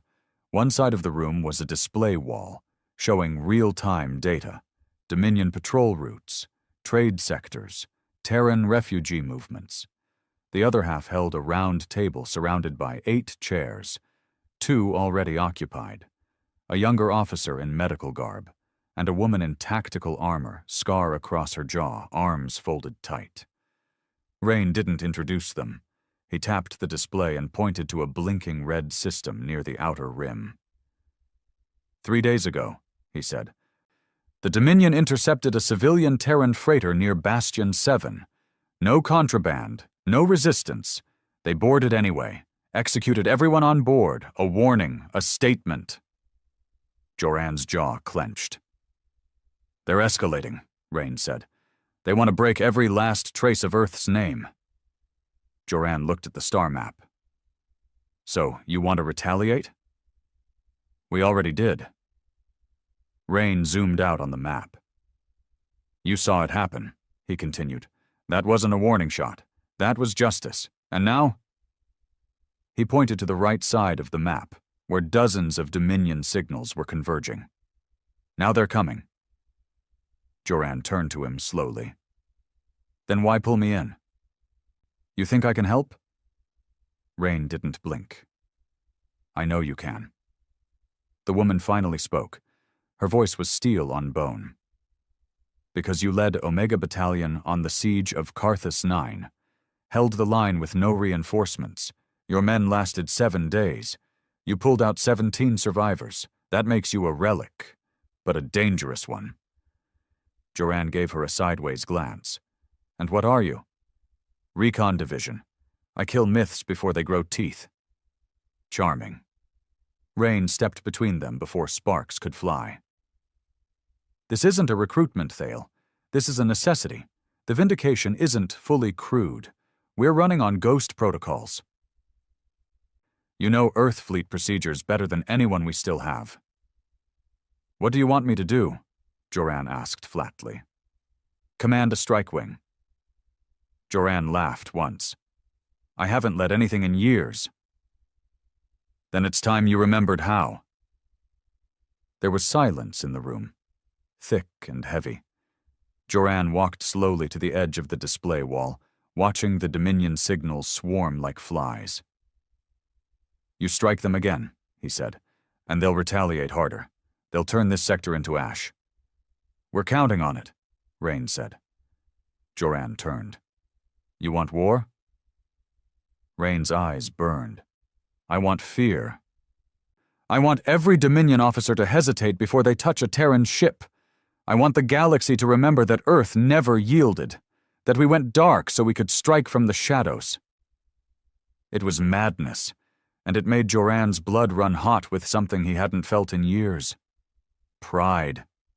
The Dominion thought Earth was gone, that humanity had accepted its place beneath the heel. But here, on this ship, in this forgotten corner of the stars, they were sharpening the blade. Rain stepped closer. "We can burn quietly for another 20 years, or we can break the silence now and remind them who we are." Joran looked around the room. The battered steel. The people willing to die in it, the ghosts of Earth's past clinging to the walls. He nodded once. "Then I'll need a wing, and a warbird that still flies." Rain smiled, grim and satisfied. "We've got something better." An hour later, Joran stood before his new vessel. It wasn't polished. It wasn't pretty. It was ugly, brutal, covered in patchwork plating and stripped Dominion parts. 2 reverse-thrust engines, dual plasma lances, and something mounted under the hull that didn't belong to any known species. "Experimental tech," the engineer explained, walking him through it. "Reverse-engineered from a crashed Qatari dreadnought. Fires a gravitational inversion pulse, not stable, but fun." Joran stepped into the cockpit. Everything came back like muscle memory. Switches, controls, HUD. He sat down, ran a systems check, watched the engine purr to life. A message flashed on the screen. "Wing designation. Scorpion 1, operational status. Vindication protocol enabled." He exhaled slowly. Outside, the Vindication's hangar opened. Stars spread across the black like spilled salt. Rain's voice crackled through comms. "Scorpion Wing, you are cleared for launch." Joran tightened his harness, hand hovering over the throttle. This wasn't just a mission. It was a resurrection. As the engines flared and the hull rattled, he muttered 4 words under his breath. Soft, bitter, but sure. "Earth is not finished," and then he launched. Joran had flown death before. He'd piloted gunships through asteroid storms, navigated through orbital sieges with Dominion lasers peeling paint from his hull, and led men into doomed battles because someone back home needed another propaganda victory. But none of it felt like this. The cockpit of Scorpion 1 hummed with raw energy, and beneath his hands the controls trembled like they couldn't wait to kill something. The ship wasn't a vessel. It was a predator. Pieced together from the bones of the Dominion and Earth's last surviving genius engineers. No bureaucracy, no restraint, just power. And Joran was its nerve system. The launch from the Vindication was like being fired from a cannon. He burst into the black, followed by 5 more fighters, each cobbled together like war-born mutants. The entire wing was ugly as sin, fast as light, and built to maim. He switched to formation comms. "Scorpion Wing, sound off. Scorpion 2, locked and ready. 3's good, weapons green. 4 here, nice ride you got us, boss. 5, flight path synced. When 6, let's make 'em bleed." Voices, human, some old, some young. All of them carried something in their tone, something Joran hadn't heard in years. Purpose. He took a breath. "Our target is a Dominion forward relay station orbiting Arceus Prime, automated defense grid. 1 cruiser docked, minimal ground presence. Rain wants it gone. He wants them rattled." "Copy that," Scorpion 2 said. Shock and awe. Joran's eyes narrowed as the stars bent around him in subspace fold. No awe, just shock. The jump was brutal. No Dominion hyperlanes, no safety corridors. Earth's tech used old wormhole architecture repurposed from stolen alien tech. Efficient, unstable, and prone to snapping pilots' bones if they didn't brace right. But Joran held firm. When the black peeled away, Archeos Prime loomed beneath them like a rotten marble. Dark green atmosphere, oily oceans, storm systems flashing like slow lightning. The relay station hung above it, a skeletal ring tethered to an orbital spine. Alien tech, too pristine, too arrogant. A Dominion patrol cutter drifted nearby, engines idling, unaware. Good. Scorpion Wing, we hit fast and loud, Joran said. 3 minutes max. 2, you take the west flank. 3 and 4, disable the dock. 5 and 6, handle the cutter. What about you? Someone asked. Joran's lips curled into something cold. I'm going through the front door. And then he dove. The ship screamed as he plummeted toward the station, lights flickering across his HUD as enemy sensors finally picked him up. Too late. By the time they began targeting protocols, Joran was already cutting across their radar arrays. He lined up a plasma shot and let it go. One lance of fire that tore through a command deck like it was paper. Alarms blared across the station, but the damage had been done. Chaos bloomed. Direct hit on comms, Scorpion 2 confirmed. They're blind. 5 and 6, status? Cutter's dead, came the reply. Didn't even have time to spin up their shields. 3 and 4. Docks disabled. Explosive charges set for remote detonation. Joran circled back around, dodging burst fire from the relay's last functional turret. He targeted the base of the orbital spine, the power core junction. The ship gave a hungry growl as the targeting system locked. Then he fired. The explosion lit up the planet's upper atmosphere, casting long shadows across the storm clouds below. Core's gone, Joran muttered. Relays falling. He watched the station begin to tilt. Chunks of debris spun into orbit. Flames licked at the structure as atmosphere vented in bursts. Wing, regroup back to the fold point. They didn't argue. They didn't hesitate. They followed. Back on the Vindication, the hangar crew moved like soldiers, not mechanics. No celebration, no high fives. Just rearming, refueling, and quiet nods. They'd won. But this wasn't a war where you cheered after one hit. It was a message, and the whole galaxy would hear it. Rain stood waiting near the docking ramp, arms crossed, face unreadable. Well done, he said. They'll feel that one. They'll do more than feel it, Joran replied. They'll come for us. I hope so, Joran studied him. You really want to bait the Dominion? Rain shrugged.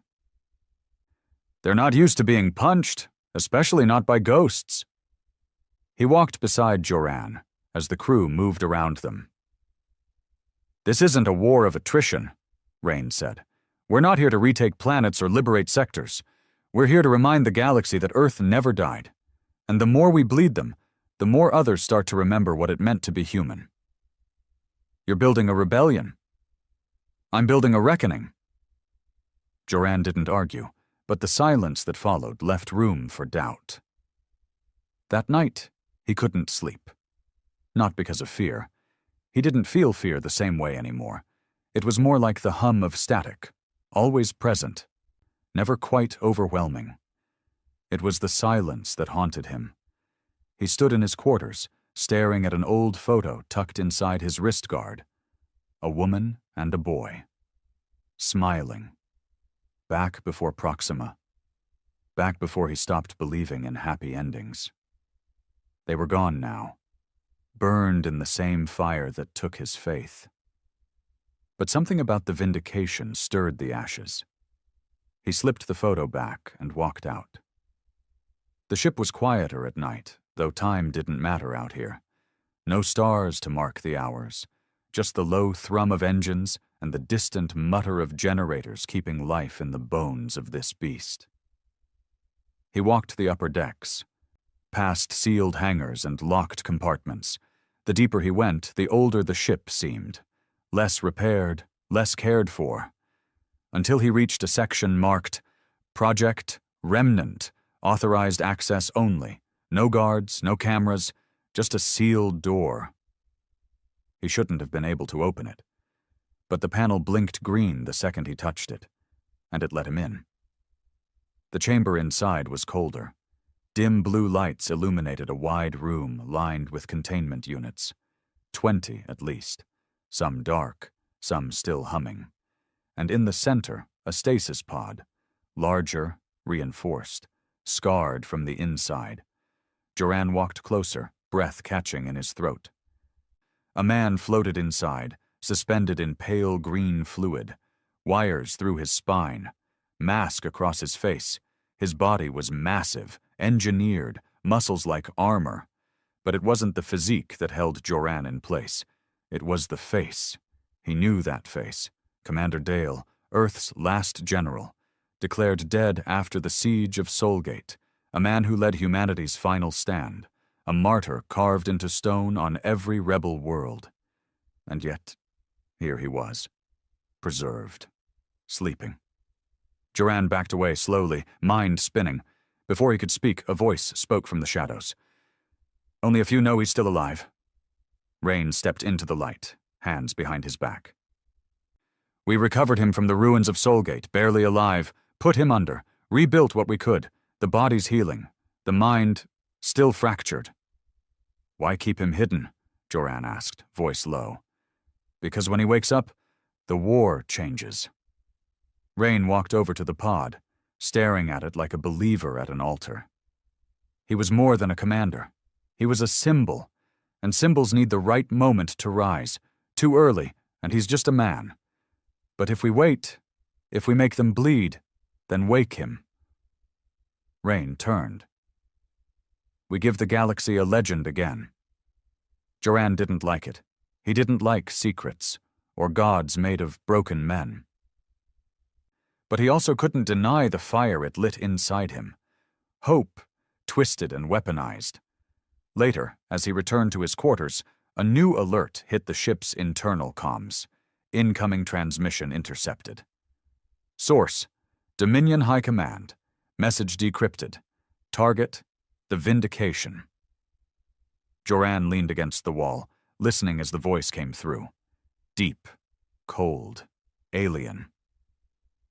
"To the vessel bearing Earth's mark, you have committed an act of war. We tolerated your ghosts, but ghosts cannot bleed, and you will.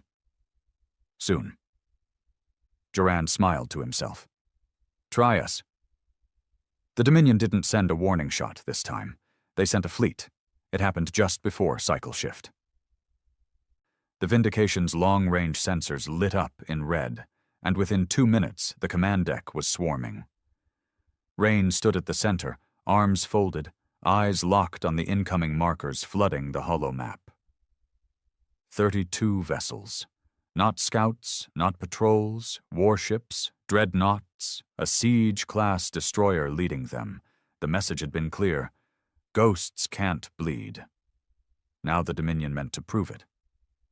Joran arrived at the deck, half-dressed, flight suit zipped halfway, his boots barely buckled. He moved through the crew without a word, stepping beside Rain, his eyes scanning the data as it updated in real time. "They're overcompensating," Joran said. "We took out a relay station and they send this?" "They want to make an example," Rain muttered. "They know someone's watching." He tapped the side of the console, zooming in on the formation. "They're not just hunting us, they're broadcasting the hunt. Open channels. They want other systems to see them kill us." "Then we don't die," Joran said. He turned toward the comms officer. "Put me through to all crew stations. I want everyone listening." The officer hesitated, then nodded. Joran stepped forward, the lights of the command console painting his face in shadows. "This is Joran Thiel," he began, his voice steady, low. "Some of you know that name. Some don't. Doesn't matter. What matters is what's coming." The room had gone still.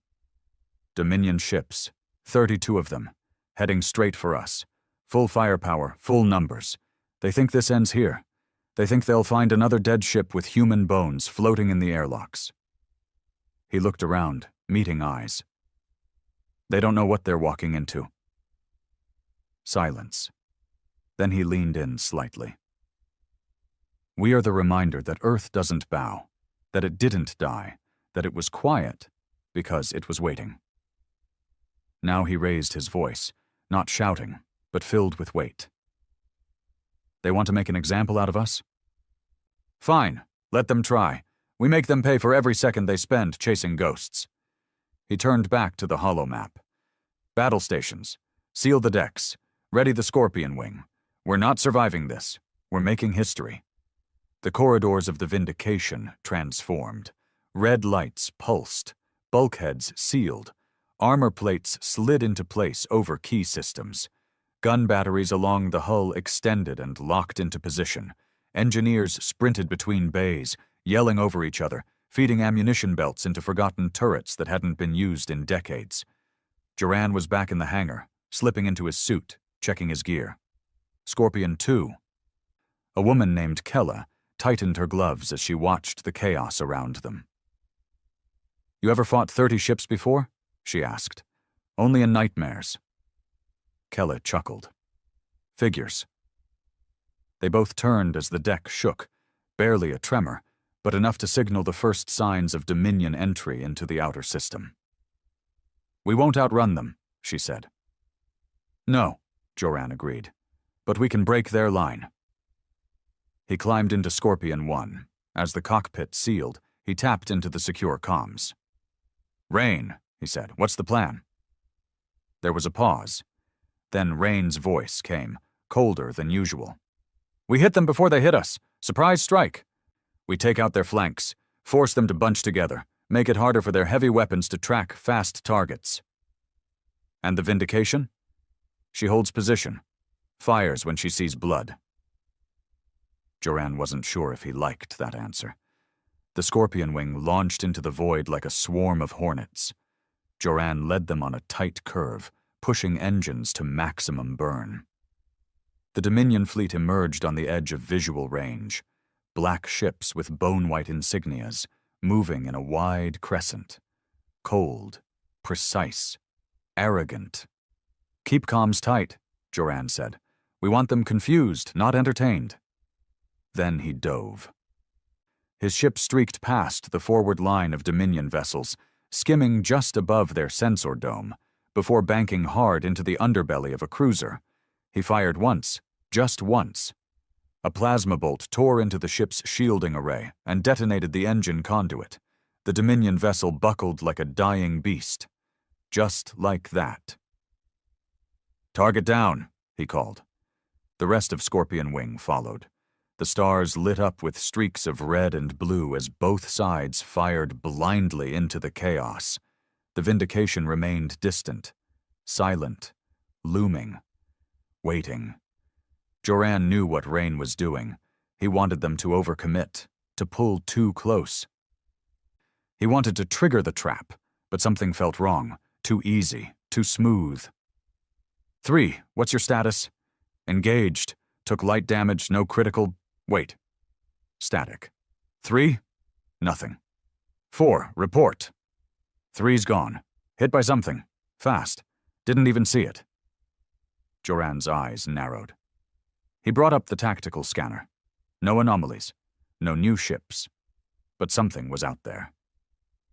He switched channels. Rain, we've got cloaked assets in the field. Dominion's using tech we haven't seen before. Static again. No reply. The line was still active. Rain had heard him, but he didn't answer. Back on the Vindication, things were unraveling. Rain stood alone at the command deck, eyes on the central monitor, watching as his fighters were picked off. 1, 2, 4. Precision kills. Not like Dominion strategy at all. They weren't attacking in waves. They were hunting. A junior officer ran up behind him, panicked. Sir, we've picked up an anomaly near the lower hull. Something's attached.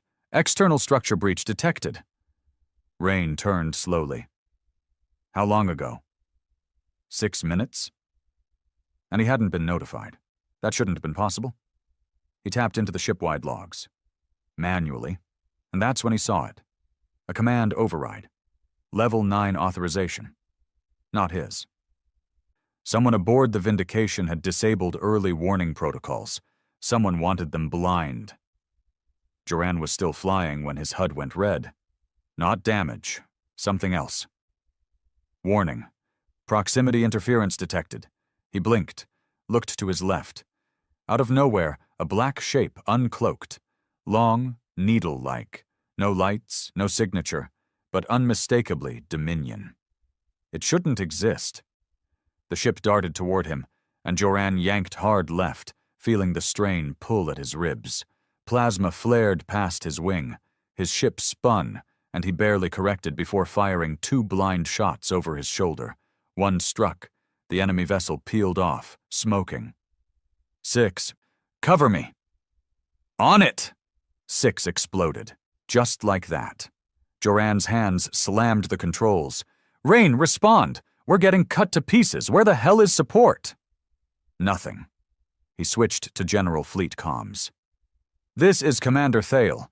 Dominion is deploying stealth-class interceptors. We're compromised. I repeat, we are compromised. The Vindication finally moved. Turrets rotated. Cannons charged. And then, the main cannon fired. But not at the Dominion. It fired at Joran. The shot missed. Barely. It wasn't a kill shot. It was a warning. Joran spun his ship back, fury boiling in his throat. He opened a direct channel. Rain, if you're still breathing, you better start explaining. And Rain answered. Cold. Calm. I gave you a war, Thale. You just didn't ask who the enemy was. Joran went still. What did you do? I lit the match, that's all. The Dominion's been soft since Earth fell. Arrogant, comfortable. They needed a reason to be afraid again. You sacrificed our people. Rain didn't deny it. They died for something that matters, for the future of humanity. Joran's jaw tightened. You're insane. I'm necessary. The comm cut, and every Dominion ship turned and stopped firing. They went still, as if someone had flipped a switch. And Joran understood. Rain hadn't just planned this strike. He'd coordinated with the enemy. Not all of them, just enough. A faction. A deal. Let us bleed. Then we rise together. Back on the Vindication, internal alarms sounded. But no one was running, because most of the crew already knew. They weren't Earth loyalists. They were remnants. Followers of a new order, Rain's order, and the rest, those still loyal to the old Earth, were being purged, one by one, below deck. Joran knew he had one chance. He veered hard toward the flank of the Vindication, flying low under its belly. Lasers tracked him. Turrets fired. He didn't dodge. He activated the Qatari pulse cannon, that unstable alien tech strapped beneath his hull. The charge built. The ship groaned. Lights flickered. Then he released it.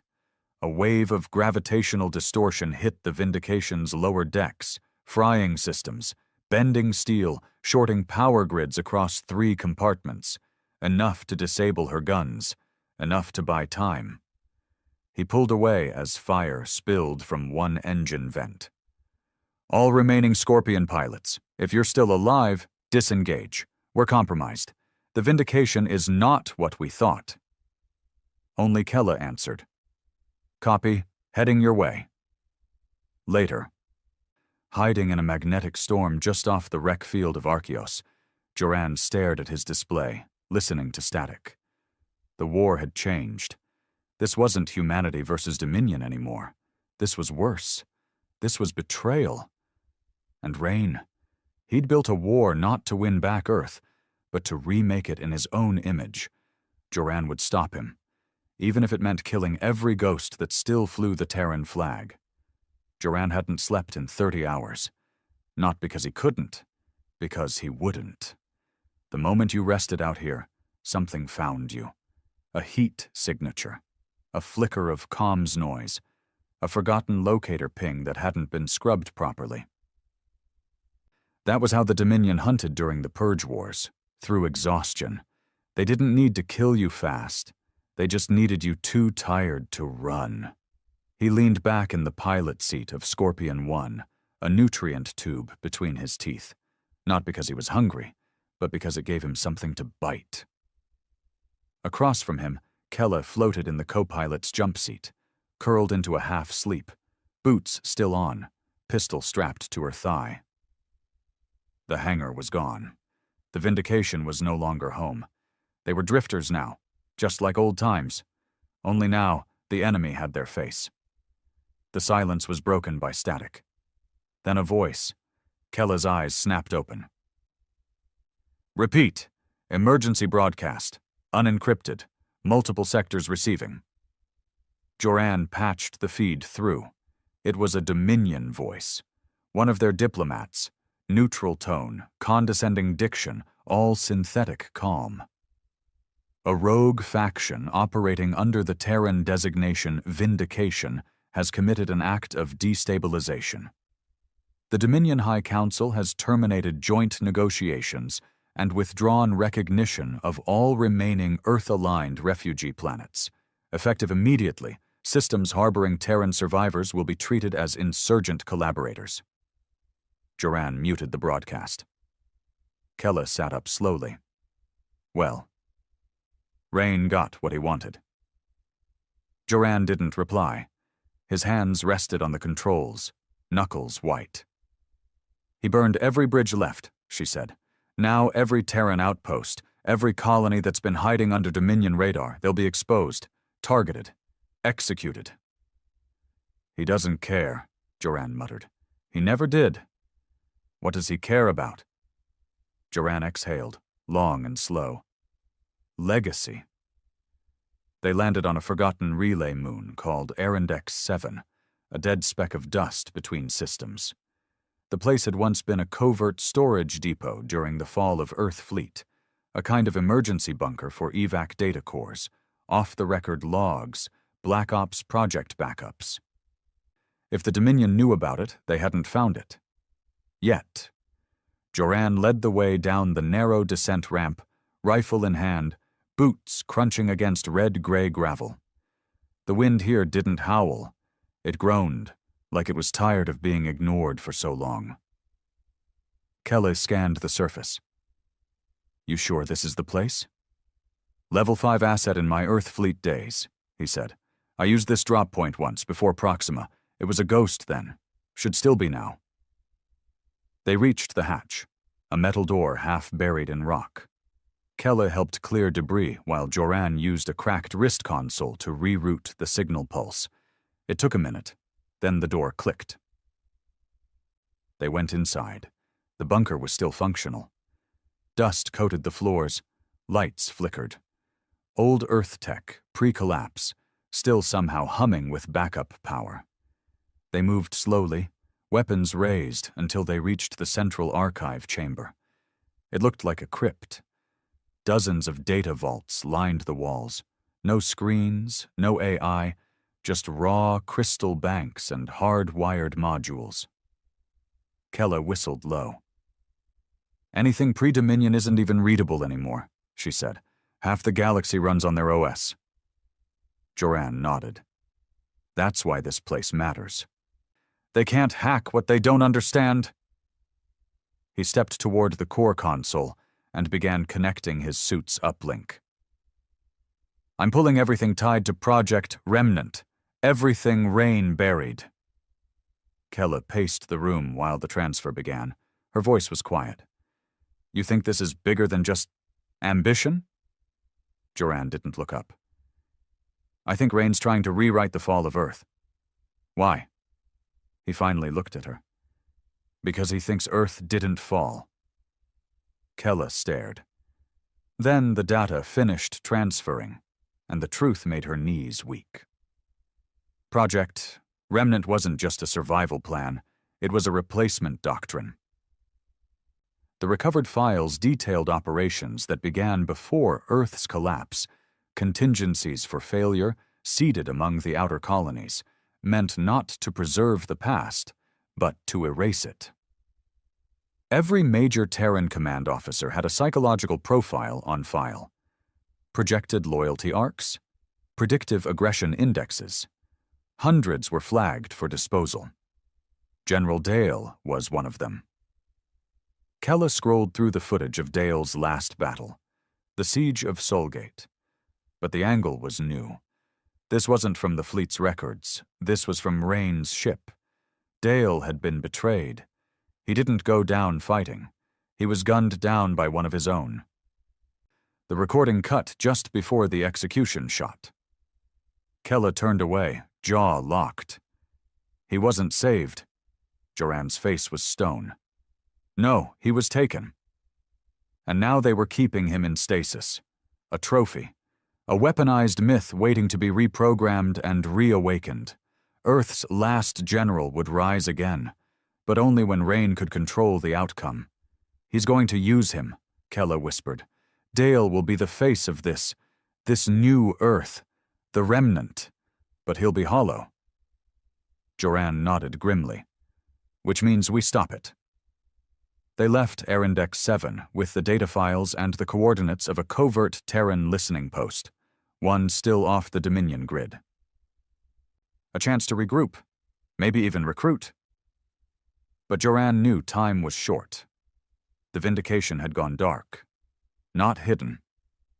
Waiting, he could feel it. Do you think Rain knows we're still alive? Kella asked, as they made the jump to the next system. Oh, he knows, Joran said. He just hasn't decided how to kill us yet. She leaned her head back against the seat. Then we hit first. He glanced at her. That wasn't a question. It was war logic. He approved. The listening post was hidden on an ice moon, embedded beneath a frozen sea. They approached low, engines quiet. The outer beacon recognized Joran's command ID instantly.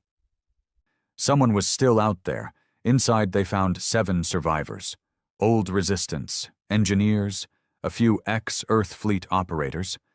No one Rain had considered useful enough to bring aboard the Vindication, which meant they still had their souls. One of them, an old tactician named Grell, welcomed Joran like he was seeing a ghost.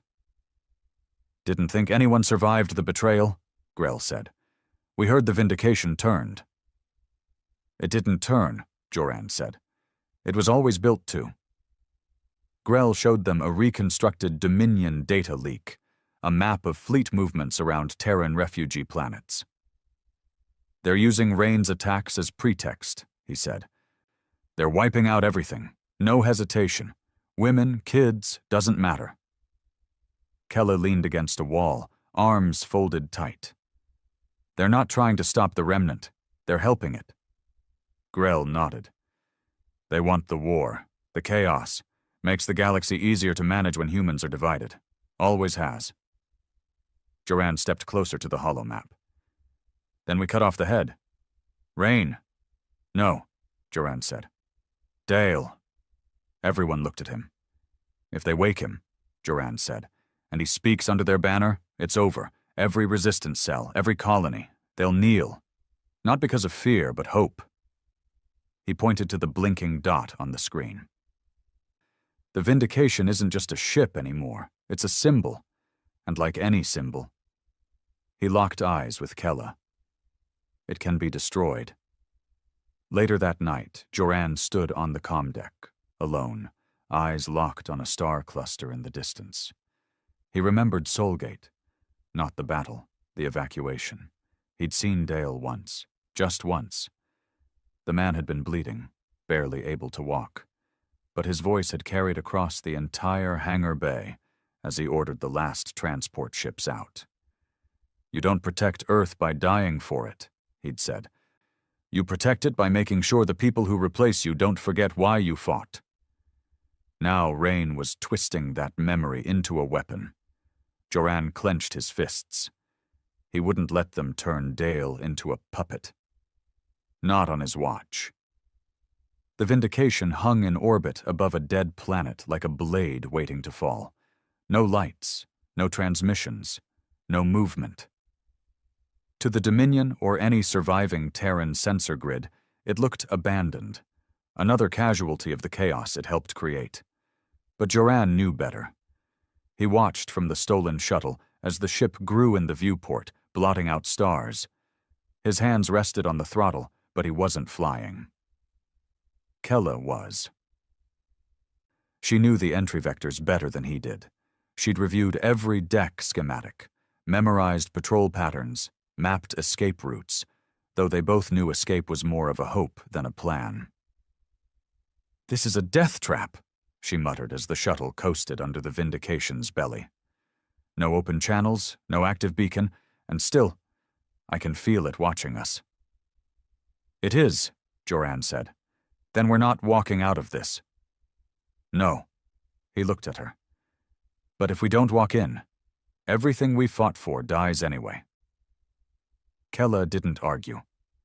She brought the shuttle into the magnetic underdeck, an old emergency intake port for damaged fighters. The kind of thing only a former pilot would know how to use. The clamps engaged silently. They were in. The corridor was dark, but not empty. Joran moved first, rifle raised, motion steady. Kella followed behind, covering angles, her steps silent. They wore old Earth Fleet infiltration gear, void black, sound dampened, equipped with cloaking modules that would work for maybe 90 seconds if they got spotted. After that, it was just grit and gunfire. The hallways were cleaner than they expected. Too clean. "This doesn't feel like a ship at war," Kella whispered. "Because it's not," Joran muttered. "It's a shrine." They passed sealed doors marked with symbols, remnant logos, Earth's old flag stylized and stripped of its history. Even the floor plating looked different, sleek, ordered, surgical. Rain wasn't running a rebellion. He was building a kingdom, and Dale was going to be his god. They reached the containment wing where the stasis chamber was housed. No alarms, no guards. That was the worst part. "They want us here," Kella said, scanning the shadows. "This whole thing is bait." "I know," Joran said, "but that pod still needs opening." The chamber doors hissed open. The room beyond was cold, sterile, blue-lit. And there he was. General Dale, still inside the pod, still suspended. The chamber was filled with monitoring gear now, neural link interfaces, genetic modifiers, atmospheric relays. "They're rewiring him," Kella said softly. "Psych conditioning while he sleeps, erasing everything." Joran stepped closer. The pod's control panel flickered at his presence, recognizing his old command code. "Override in progress," he said. "I'm pulling him out." Kella nodded, rifle pointed at the door. "Do it fast." The fluid drained first, hissing into side vents. Dale's body dropped slowly onto the internal platform. Tubes detached one by one. His body twitched, once, then again. Then his eyes opened, faded blue, not shocked, not panicked, just tired. He sat up with effort, looked around, locked onto Joran's face, and spoke in a rasp. "What year is it?" Joran stepped forward. "Too late for the Earth, you knew, but not too late to stop what they've turned it into." Dale's jaw worked as he tried to find his strength. "They told me it was gone." "It is. What they built from its bones isn't Earth. It's a weapon wearing its skin." Daiho looked around the room. "Rain." "Still alive," Joran said, "but he's not your lieutenant anymore. He's the architect of something worse." Dale lowered his legs off the platform, trying to stand. He almost fell. Kella caught him. "Easy, General," she said. He nodded once. "Where's my sidearm?"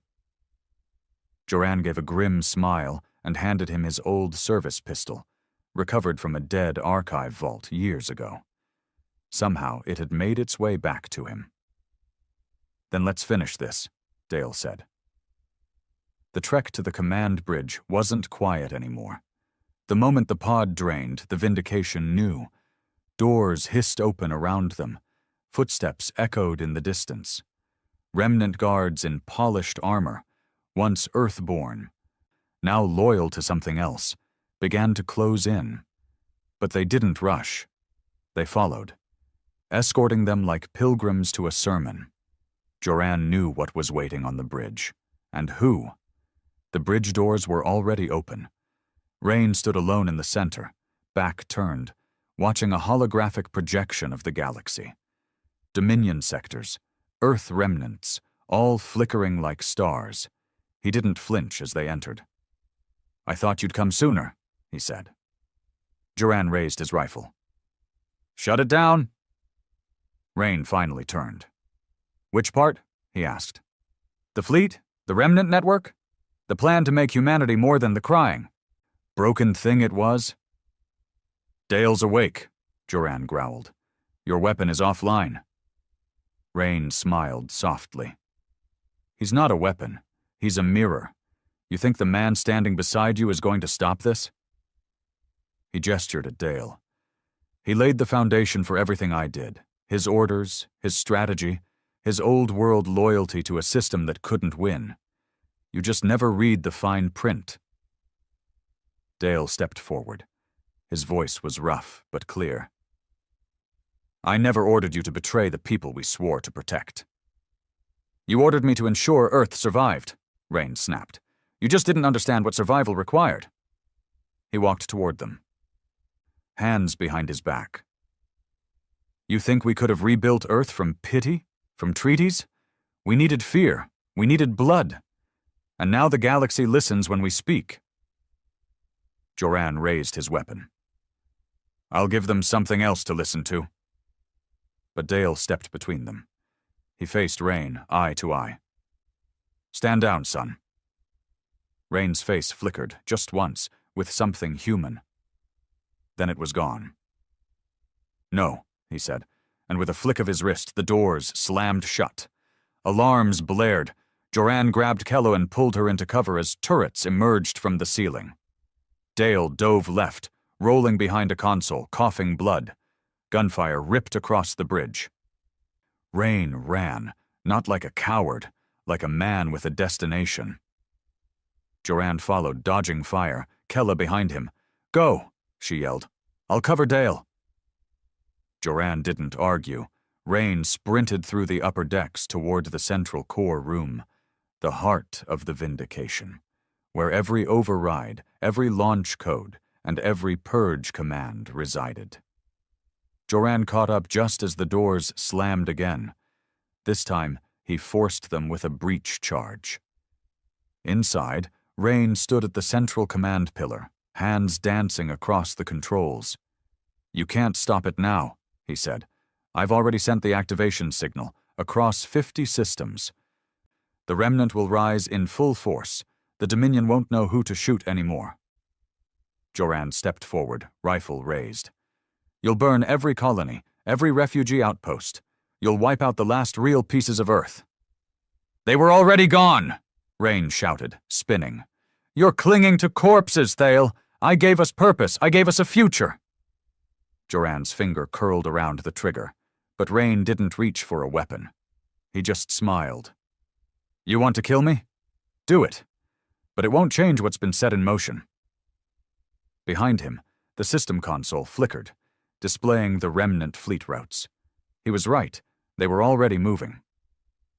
Then, another voice filled the room. Not Joran's, not Rain's.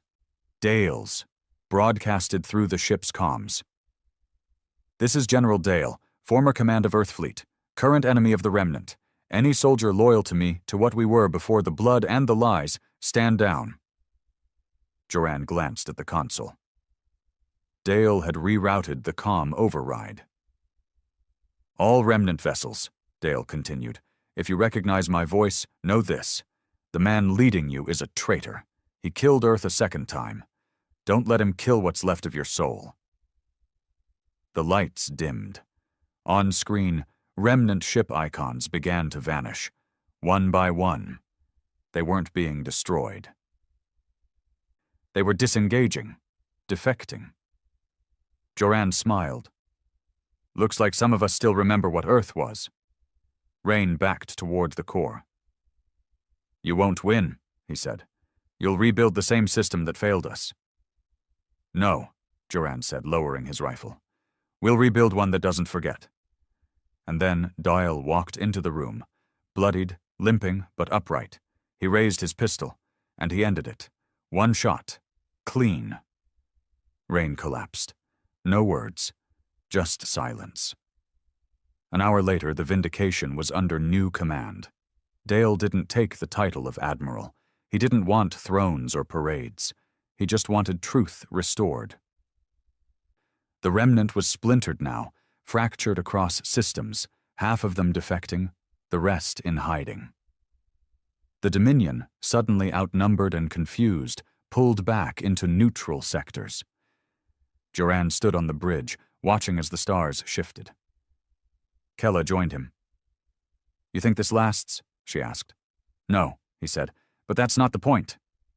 She nodded, then added, Earth didn't come back. No, he agreed, but maybe it woke up. The galaxy didn't celebrate.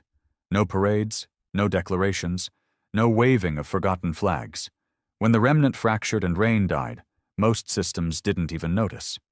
A dozen fleets went dark. A few key remnant colonies declared independence within hours. The Dominion suspended their aggression, but didn't retreat.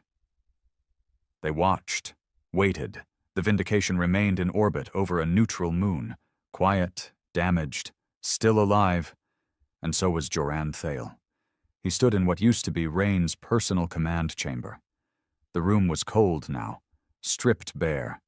Every databank wiped, every screen black. The map of Rain's dream no longer glowed here. Just silence. He placed a datapad on the table, full of logs, half of them still decrypted. Evidence of everything.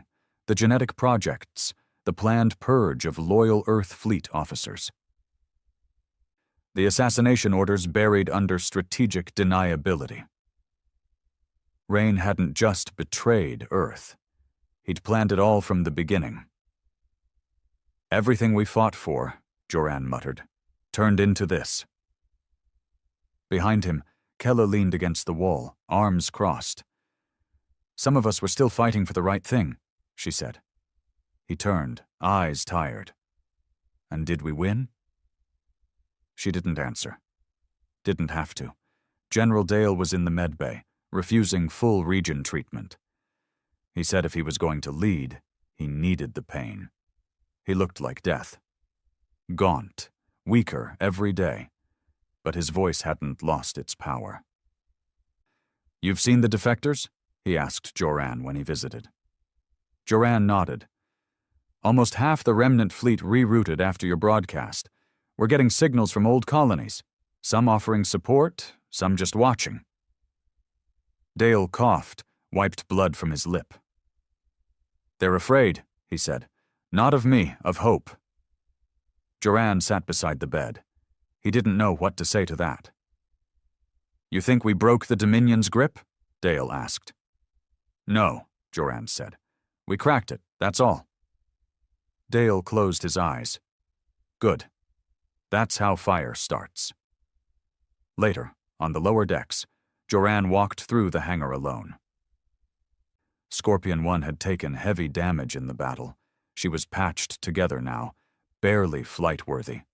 He ran a hand across her hull. You're still breathing, too. He wasn't sure if he meant the ship or himself. Kella found him there an hour later. Grell's calling a summit, she said. What's left of the Terran fleet, refugee leaders, civilian survivors, engineers, exiles, everyone who still gives a damn. When? 3 days, outpost 9L. He nodded. She waited a beat, then asked what had been waiting in the air between them for days. You going? Joran didn't answer right away. He sat down on a metal crate and leaned forward, elbows on knees. I'm tired, Kella. Everyone's tired. No, I mean, in my bones, like it doesn't end. I kill the enemy, then I kill the traitor, then I kill the idea. But the fire never goes out. There's always something else burning. She walked closer, sat beside him. The fire's part of it, she said. But it's not all of it. Not anymore. He looked at her. What are we even building now? Earth's dead. Rain tried to raise it like a corpse puppet. Dale's too broken to stand for long. We've got pieces of ships, fragments of truth, and ghosts in our lungs. Kella leaned forward, too. Then maybe it's not about rebuilding Earth. Jorann squinted. What, then? She smiled, faint, sharp, bitter. Maybe it's about replacing it. 3 days later, Jorann landed on Outpost 9L. It wasn't much, just a salvaged station orbiting a gas giant in the uncharted rim.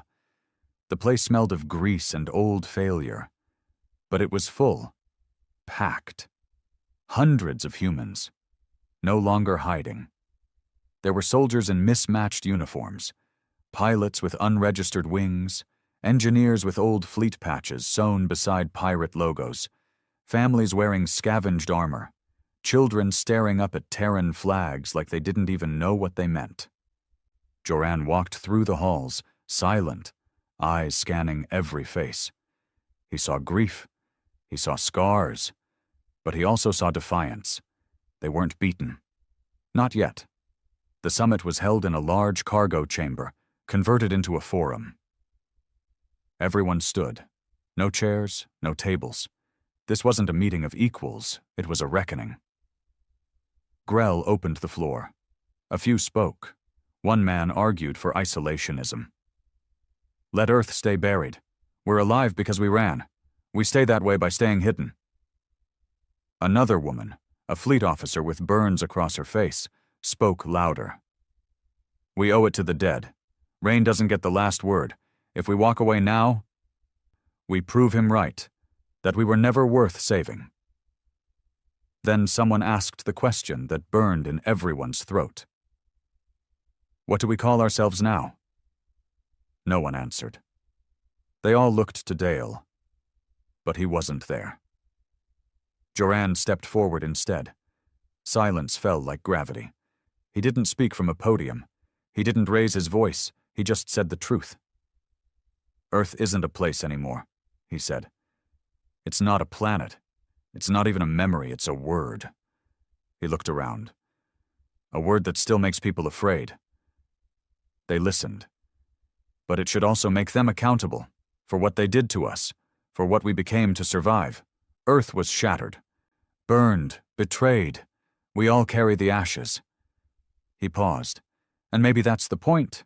We don't rebuild Earth. He looked at Kella in the crowd. We rise from it. When the summit ended, there was no formal vote, no declaration, just a collective understanding.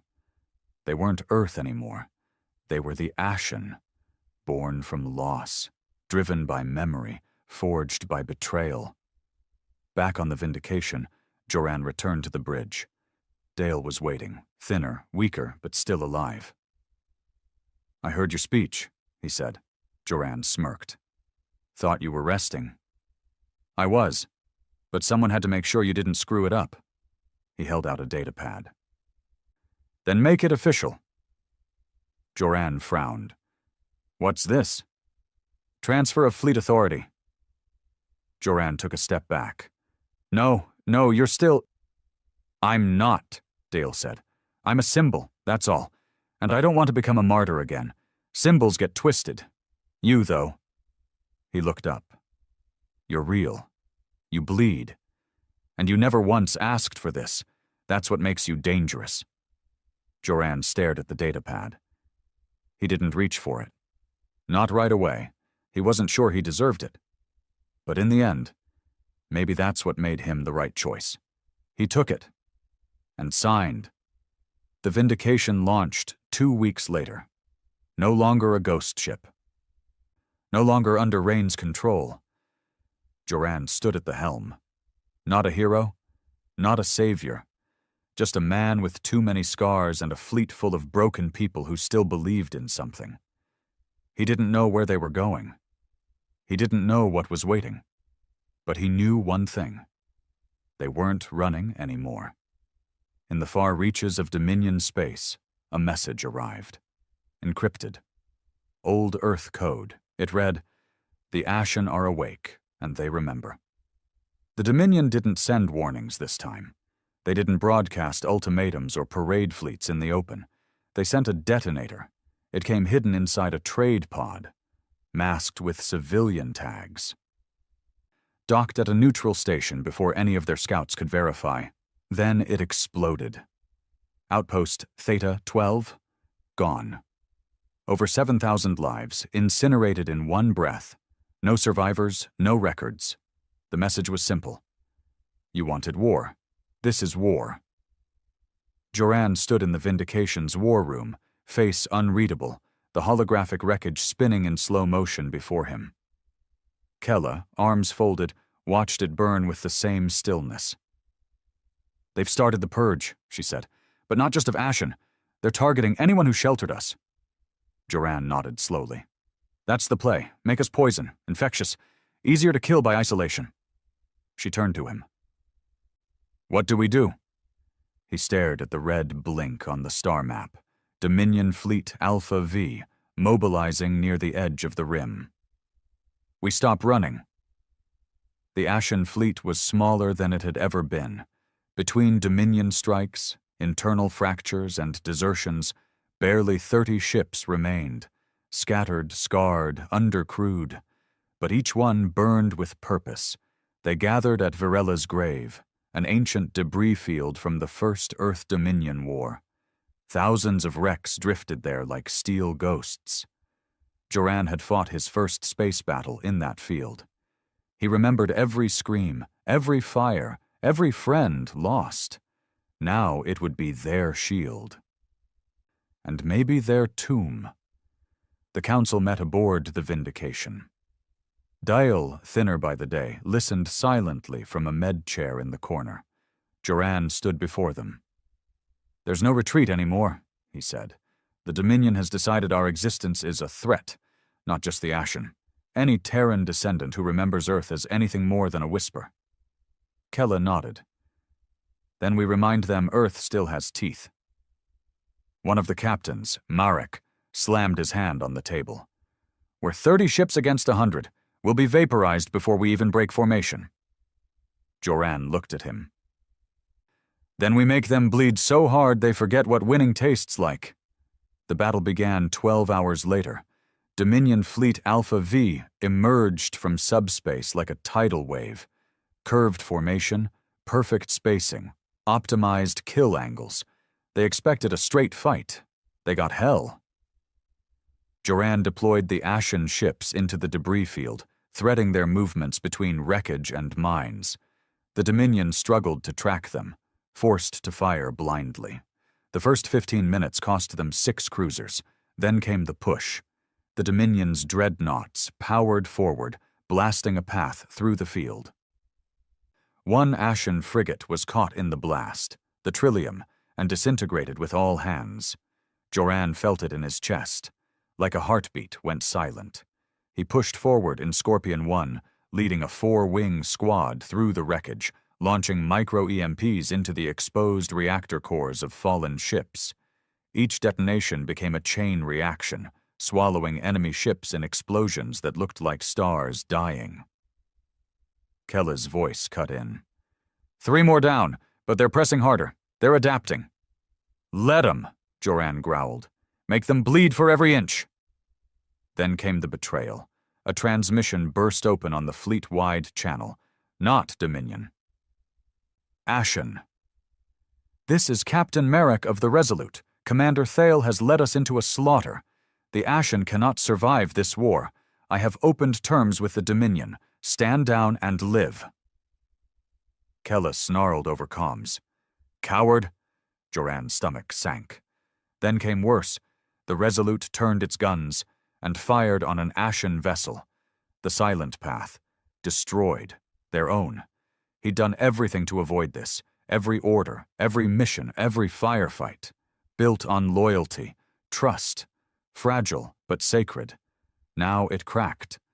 Joran didn't hesitate. He ordered a breach assault on the Resolute. Personally.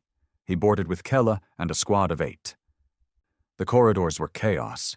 Ashen loyalists held the engine room. Marek's loyalists had the bridge. Bodies stacked in the halls, smoke choking the lights.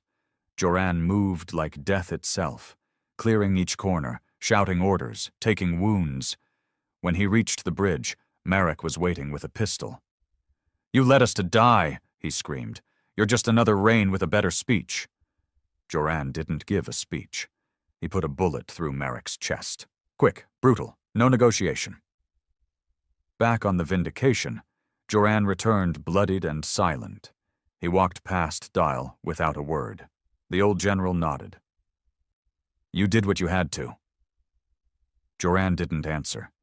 He went to the bridge, looked out the viewport. The debris field was on fire. Dominion ships pulled back, half gone, half crippled, and the Ashen? Only 12 ships still floated. Of those, maybe 5 could still fight. He'd won. But he didn't feel like it. That night, Joran sat alone in the observation chamber. No crew, no sound, just the stars. Kella found him an hour later, sat beside him. "You saved us," she said. "I ruined us," he replied. She didn't argue. "Victory always costs something," she said. He shook his head. "I didn't want to be this. The hero, the martyr, the myth. I just wanted to survive. You did more than that." "Did I?" She reached into her pocket, handed him a data chip. "What's this?" "Transmission logs," she said, "from the neutral systems, after the battle." He loaded them. One by one, small worlds, forgotten colonies, even exiled Terran sectors were sending messages. "We saw what the Ashen did." "You're not alone." "We're ready." He looked at her. "They're rising." She nodded. "Not because of who we were, because of who we are now." The final message came from the outermost rim, a system long thought abandoned. The screen flickered with static, then a grainy image came into focus. A woman. Older, strong. Behind her, hundreds of ships, Terran markings. "This is Commander Rin of the 2nd Earth Fleet. We've been hiding, watching, waiting. You lit the fire. Now we follow." Joran stared. He hadn't expected this. He hadn't asked for it. But it had come anyway. Legacy. Not Rain's, not Dale's. His. Joran stood one last time at the bridge of the Vindication. Dale had passed 2 days ago, quietly, in his sleep. No ceremony, no speeches, just a folded uniform and a gun by his side. The old world was gone, but a new one was beginning. Kella approached. "Where to?" Joran looked ahead. The stars were infinite. But the past was behind them. "Forward," he said. "And what do we tell the galaxy?" she asked. He smiled, rough, broken, whole. "That Earth is not a place, it's a warning." And with that, the Ashen Fleet, what remained of it, turned toward the stars. Not to reclaim a world, but to remind the galaxy what it meant to lose one.